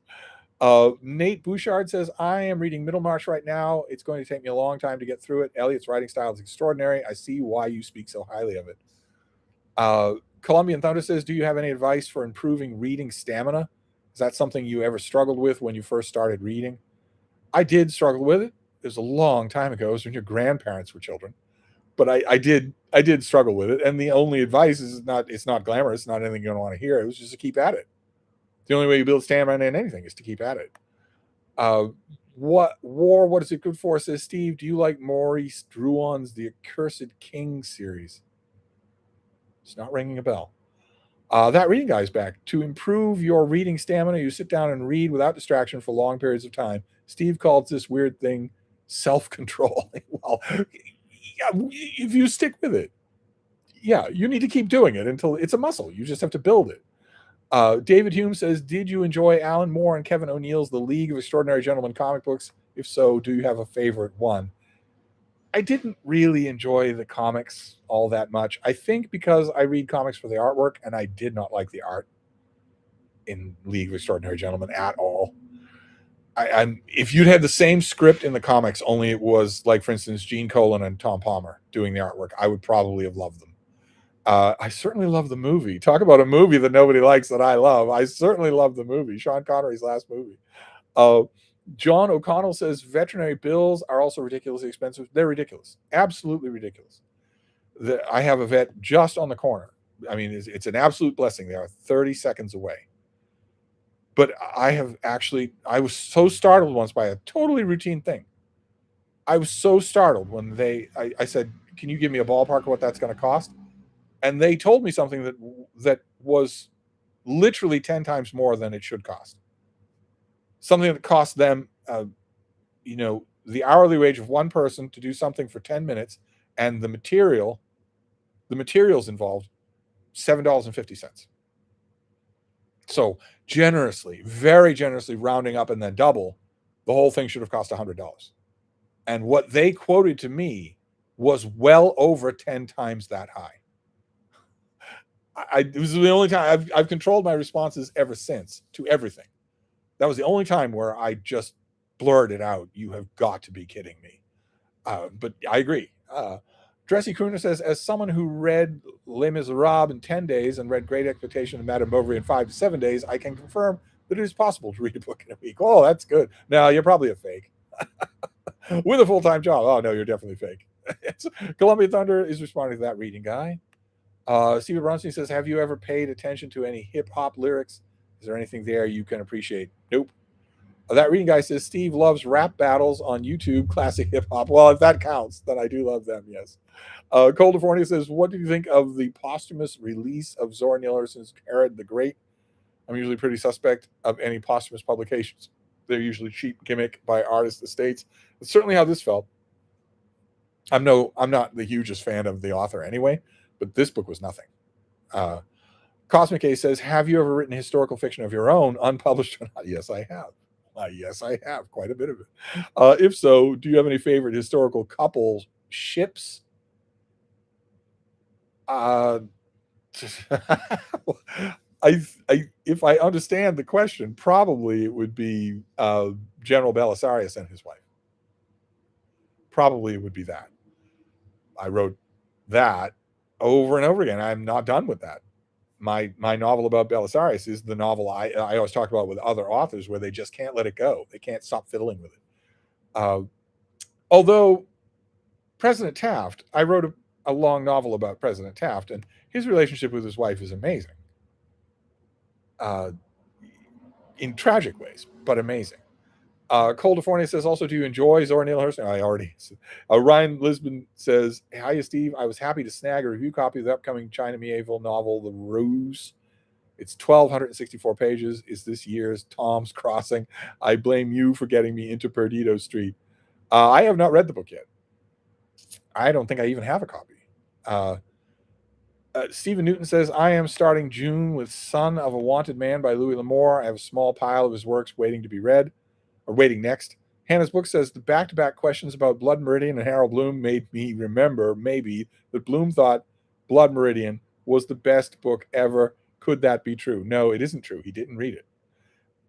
California says, Wolfen rocks. Oh my God, another person who knows Wolfen. I love that movie. I never really know why. It's so hokey. Do I love it because it reminds me of a New York City that I remember that doesn't exist anymore? I don't know that it can be that, though. I don't know. Jovan says, been thinking about the fact that Matt Damon wrote Good Will Hunting, and I just burst out laughing multiple times a day. Yeah. Okay. He and Ben Affleck wrote a Good Will Hunting, and then Hollywood made it good. Professional writers made it good. California says, did you enjoy the movie The Third Man? I do, yeah. Dressy Kerner says, I have the heretical literary opinion that Barnaby Rudge is better than A Tale of Two Cities. I don't agree with you there. Mr. Waldo says, I'm not familiar with dogs, but I have a friend with a dog. I would like to tell him a joke. Could you explain how I might? How will I know he is laughing? I have no idea what that means. No idea at all. Surely if your friend is laughing at a joke, you will see that he's laughing. I don't have any idea what you're asking. ADHD reader says, I can't stand the idea that reading is a church or some sort of higher pursuit. Reading is fun, never-ending adventure. I agree. And you can spot the people right away. When someone says, oh, well, that kind of reading is impossible, and if you believe it, you're a moron. A moron, I say, a moron. You dig down even a little bit below the surface of that, and what you're getting at is that reading is a church. You either do it the way I say it should be done, or you're not a real reader at all. Almost always. That's where that reaction comes from. Dressy Crooner says, the Puffin Dickens to Hardy volume of literary criticism puts Trollope and Thackeray in one chapter, which I find unfair to both. The Bronte chapter just ignores Anne. Dressy Crooner says, also, the Dickens essayist had mounds of praise for Martin Chuzzlewit, which I had to DNF. Yeah, those old, so-and-so to so-and-so, those literary guide, those old paperbacks, they're hit or miss. You will get some great quotes. You'll get some great insights that you'll be with you for the rest of your life. And then you'll get others that where the writer is either not aware of what they're writing about or slighting something that they shouldn't. Uh, let's see here. California says, from what I've read, wild boar are way scarier than bears or wolves due to their temperament, but I'll defer to Steve's experience. Yeah, they're nowhere near as bad as bears. They're nowhere near as bad as bears. Nowhere near. They're prey animals. Even the big males will run. Almost always they will. Malik says, "Hi Steve, university to study." Oh, okay, the chat jumped, but we're going to need to wrap this up, right? We were at someone called Malik, who was not familiar to me, and the chat jumped. Oh my god, enormously. Let's find you. Sorry about this, everybody. There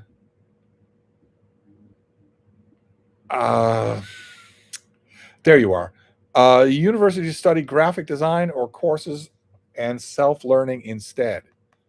Entirely depends on whether or not you're going to use your graphic design degree to make money, to make a career for yourself. Dressy Crooner says, I read Flaubert's Madame Bovary right after Little Dorrit and only realized after that they were published in the same year. Styles of both authors are chalk and cheese. Flaubert feels less dated. Yeah, it is a real shock to the system to read those two and realize they came out in the same year. That reading guy says, wait, you are not here to gaze at? No, I'm not. You're not supposed to objectify me, okay? California says, is there a book about the history of evolution and what people thought about it? There is, yes, but it's 1,500 pages long. Stephen Jay Gould wrote such a thing. But there's also, what was it called? Very Like a Whale? Oh, God. Is that what it was called? See, I really need to have the Amazon books link directly on my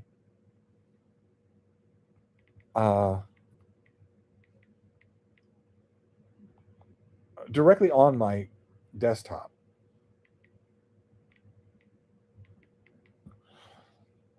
Almost Like a Whale, by Steve Jones.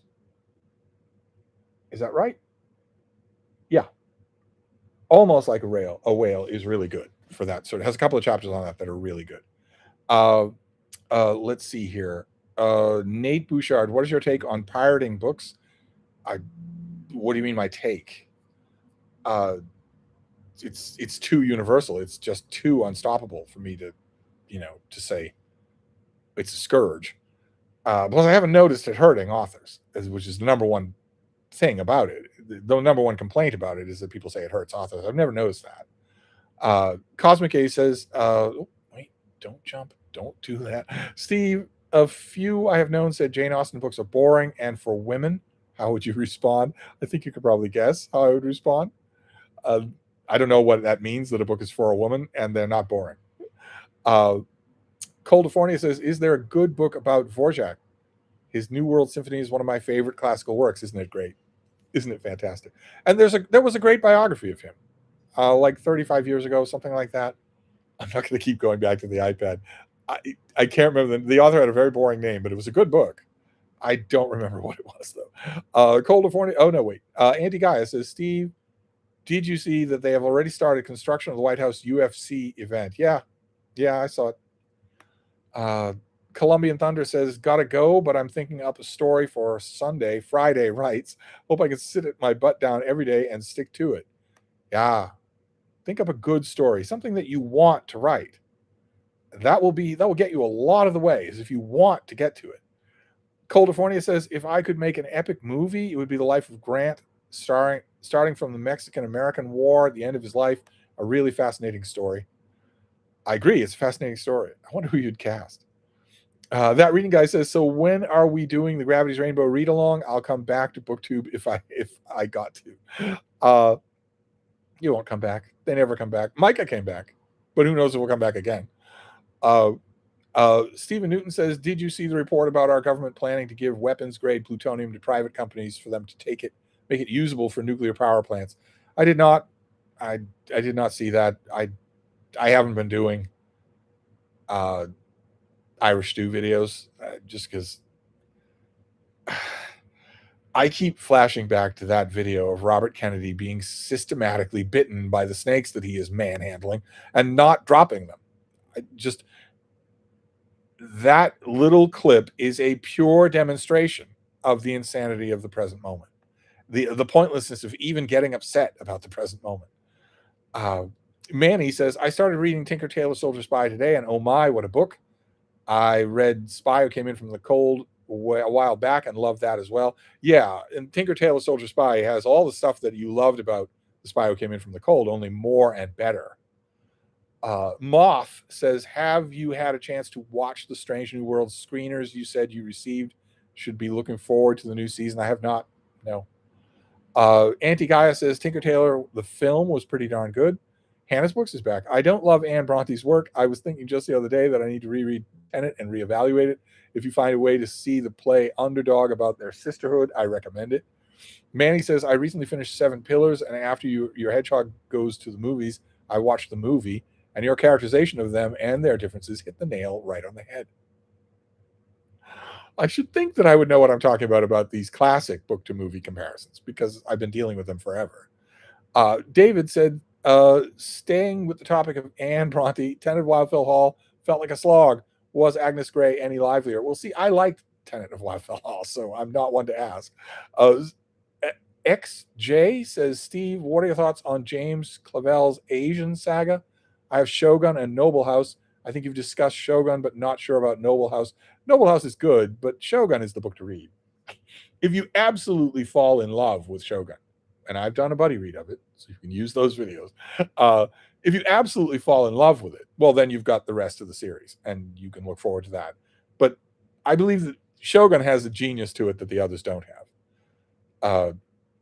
Eric says, what do you think about the writings of Richard Hofstadter? I'm not a fan, I'm afraid. Hannah's Book says, Agnes Grey goes faster, but only because it is so short. Manny says, the movie is obviously great, but it didn't have T.E. Lawrence and his brilliance and wisdom on the page. Love the almost Homeric diction, and I low-key feel like rereading it right now, right after. I feel the same way, but the movie is great in its own diction. Morgan says, Ian Charleson was the UK's first celebrity AIDS death in 1990. He played Hamlet at the National Theatre and died weeks later. The film covers his time preparing for it whilst dying from AIDS. That reading guy says, I DNF Seven Pillars earlier this year, and my Catholic guilt is still nagging at me. I wonder if I should go back. You should. I have just enough ego for it to be annoying when a book defeats me. Well, it might be that it's not time yet, that it's just not the right time for you. But you should definitely read it before you croak.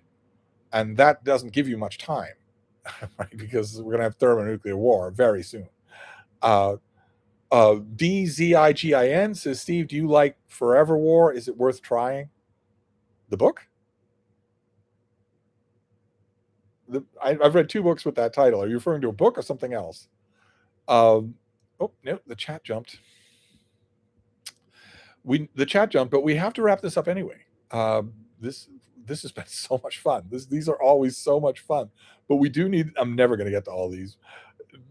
David responded to Hannah. Cosmic Gaze says, do you think there's an argument to be made that zoos are unethical? An argument to be made.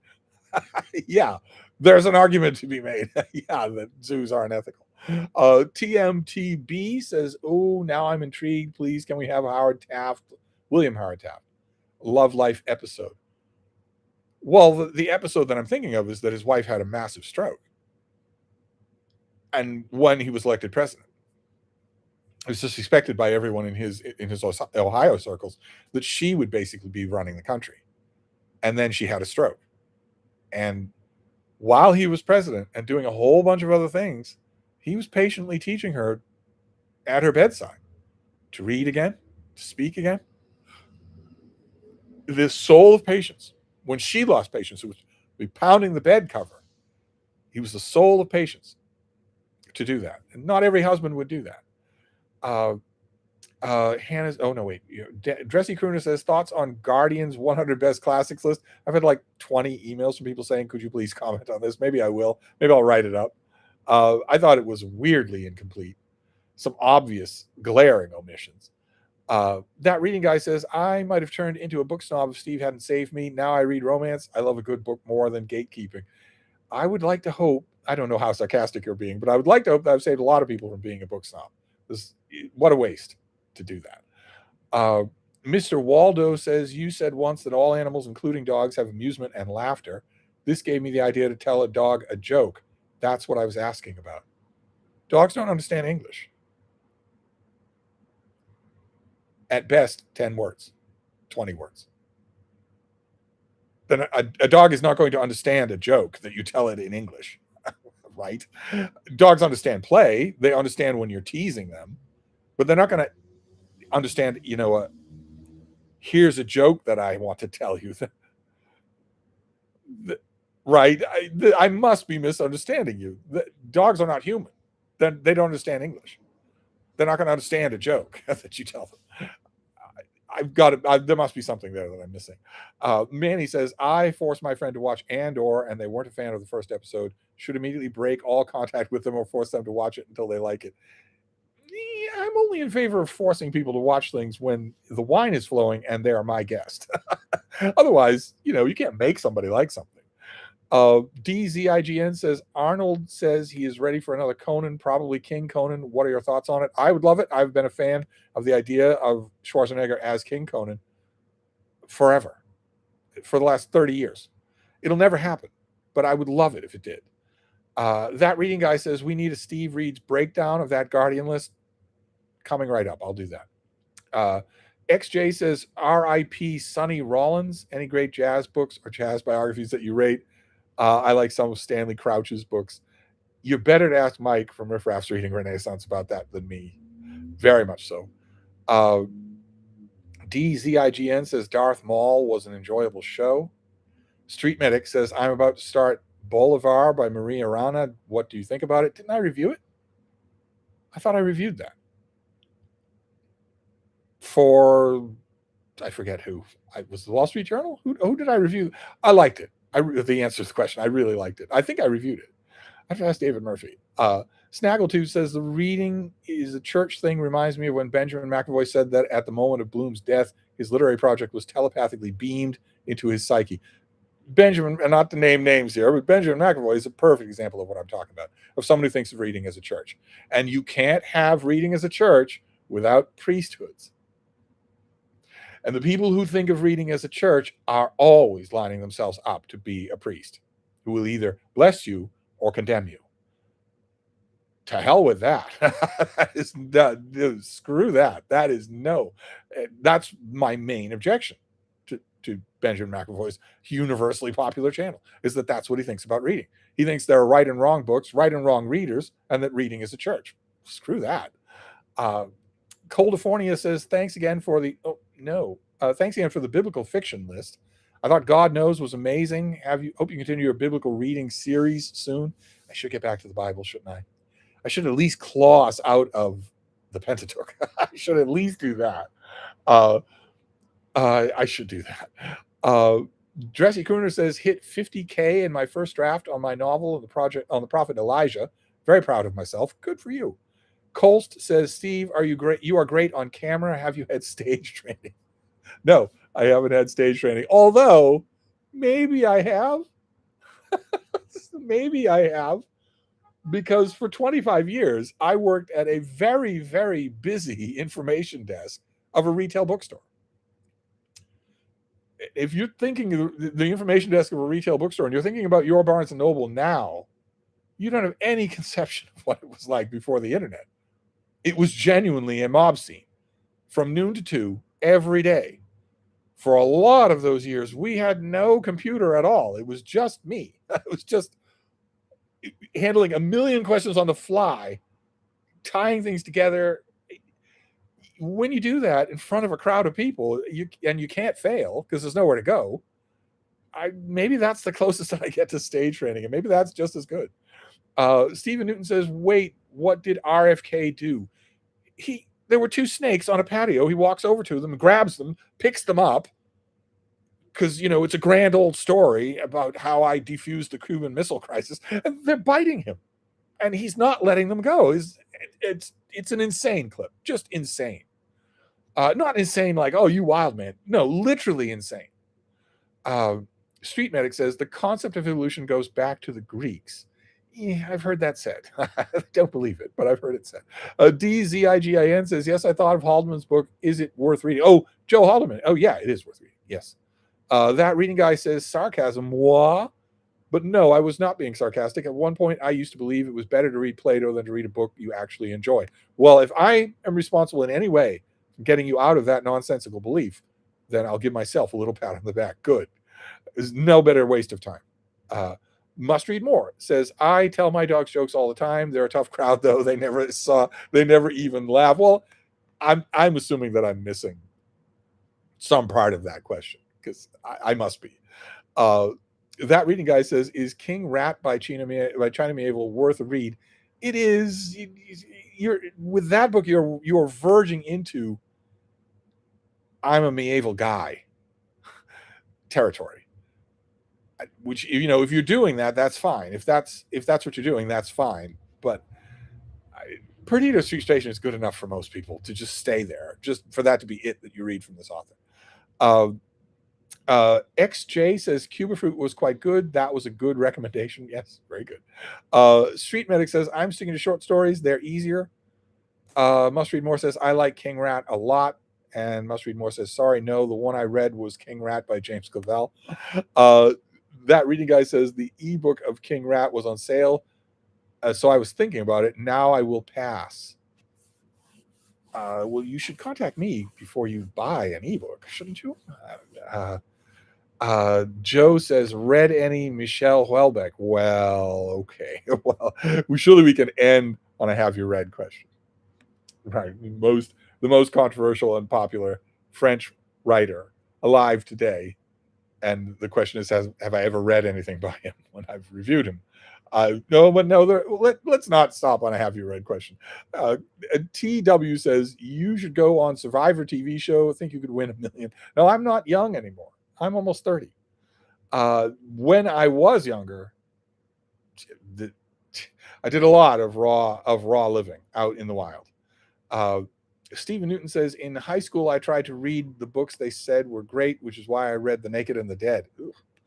Bordeaux says, thoughts on Peter Taylor? Just bought A Summons to Memphis. If you like A Summons to Memphis, he might be your kind of writer. If you struggle with it, or if you think it was only so-so, you definitely don't need to read anything else. Just A Summons to Memphis. Wigsy says, what do you think of David Lodge's novels? He has a blue plaque in my arts building. They're so-so. They're only so-so. They're an amusing way to spend your time. But that, I've always thought that was a terrible, terrible recommendation for a book. Your book should be lightning going right through your head. Joe says, I forgot you've read everything. Well, a lot. That reading guy says, we need a bean watch before we go. She hasn't moved. She's in the exact same position she was earlier. And a blob watch, we haven't done that. Scotty has not been here tonight. But I don't remember the blob watch would turn up much, which is kind of odd because Boston is supposed to be getting rain. And I don't remember seeing it. Yeah, I don't see it. For Massachusetts, I don't see it. Unless this storm here in the south is going to come up the coast. Maybe that's it. Maybe that's going to hug the coast. Anyway, DZIGIN says, I got recommended David Gemmell's The Troy series. What are your thoughts? Is it worth reading? Better to spend your time rereading the Iliad. Street Medic says, Darwin and Wallace just discovered the mechanism is natural selection, but even in modern times, Lamarck developed a theory of evolution based on parents passing on acquired traits. Okay. Dressy Cruder says, I went through a 2.5 year period where my reading time was wasted reading the Trotskyite propaganda forced down my throat by my sect. Now I read to make up for lost time. I feel you. I agree completely. And that reading guy says, from one cult into another. Well, all right. On my styling as a cult leader, we can definitely leave things off because I have to go. But this was wonderful. Absolutely wonderful. Aside from that patch of Factboy questions, it was wonderful. So we will do this again. When? Uh, when will we do this again? Well, I don't really know. But we'll find a way. I'll find a time. Uh, uh, let's see. We'll wrap up with Morgan here. Do you agree with the idea that cinematic Batman should put on a lighter voice for the public Bruce Wayne and keep his true voice for Batman, like Conroy? Uh, well, it worked for Conroy, but uh, I don't know. I've always thought, you know, when it comes to right out in the open secret identities, Batman and Superman, I've always thought that it should be more of a transformation, like Christopher Reeves did. It should be more of a transformation so that when they're in the one persona, you aren't thinking about the other persona at all. And a fake voice, that's gonna make you say, why do you sound that way? A person only has one voice. So if a fake voice is gonna sound, I, it works for Conroy. I prefer a more creative approach, but anyway, I do have to go. Uh, uh, I mean, Street Medic says good night. Mr. Waldo says, I don't mean to speak English to dogs. I was looking for a way to give my friend's friend a moment of amusement of the kind you describe. Yeah, it's not going to work. It's just not going to work. I do not know what you're talking about. This is now the second time you've tried to clarify it, and I do not know what you're talking about. Something essential is missing from what you are trying to say and what I am hearing. Something essential is missing from that. And it's clearly not going to be cleared up. So, dogs do not understand jokes. Dogs do not understand English. Dogs have a sense of humor of their own. You cannot tell a dog a joke and have the dog laugh. Dogs don't laugh. I'm not understanding what you're asking, and it's not going to work. So it's just. But everybody else is saying good night. So I'll just say good night, and we will do this again soon, maybe tomorrow night. But I'm going to wrap this up, and you've got videos to watch. So, but anyway, I will see you all later. Thank you, Mortu. Bean, should I tell you a joke?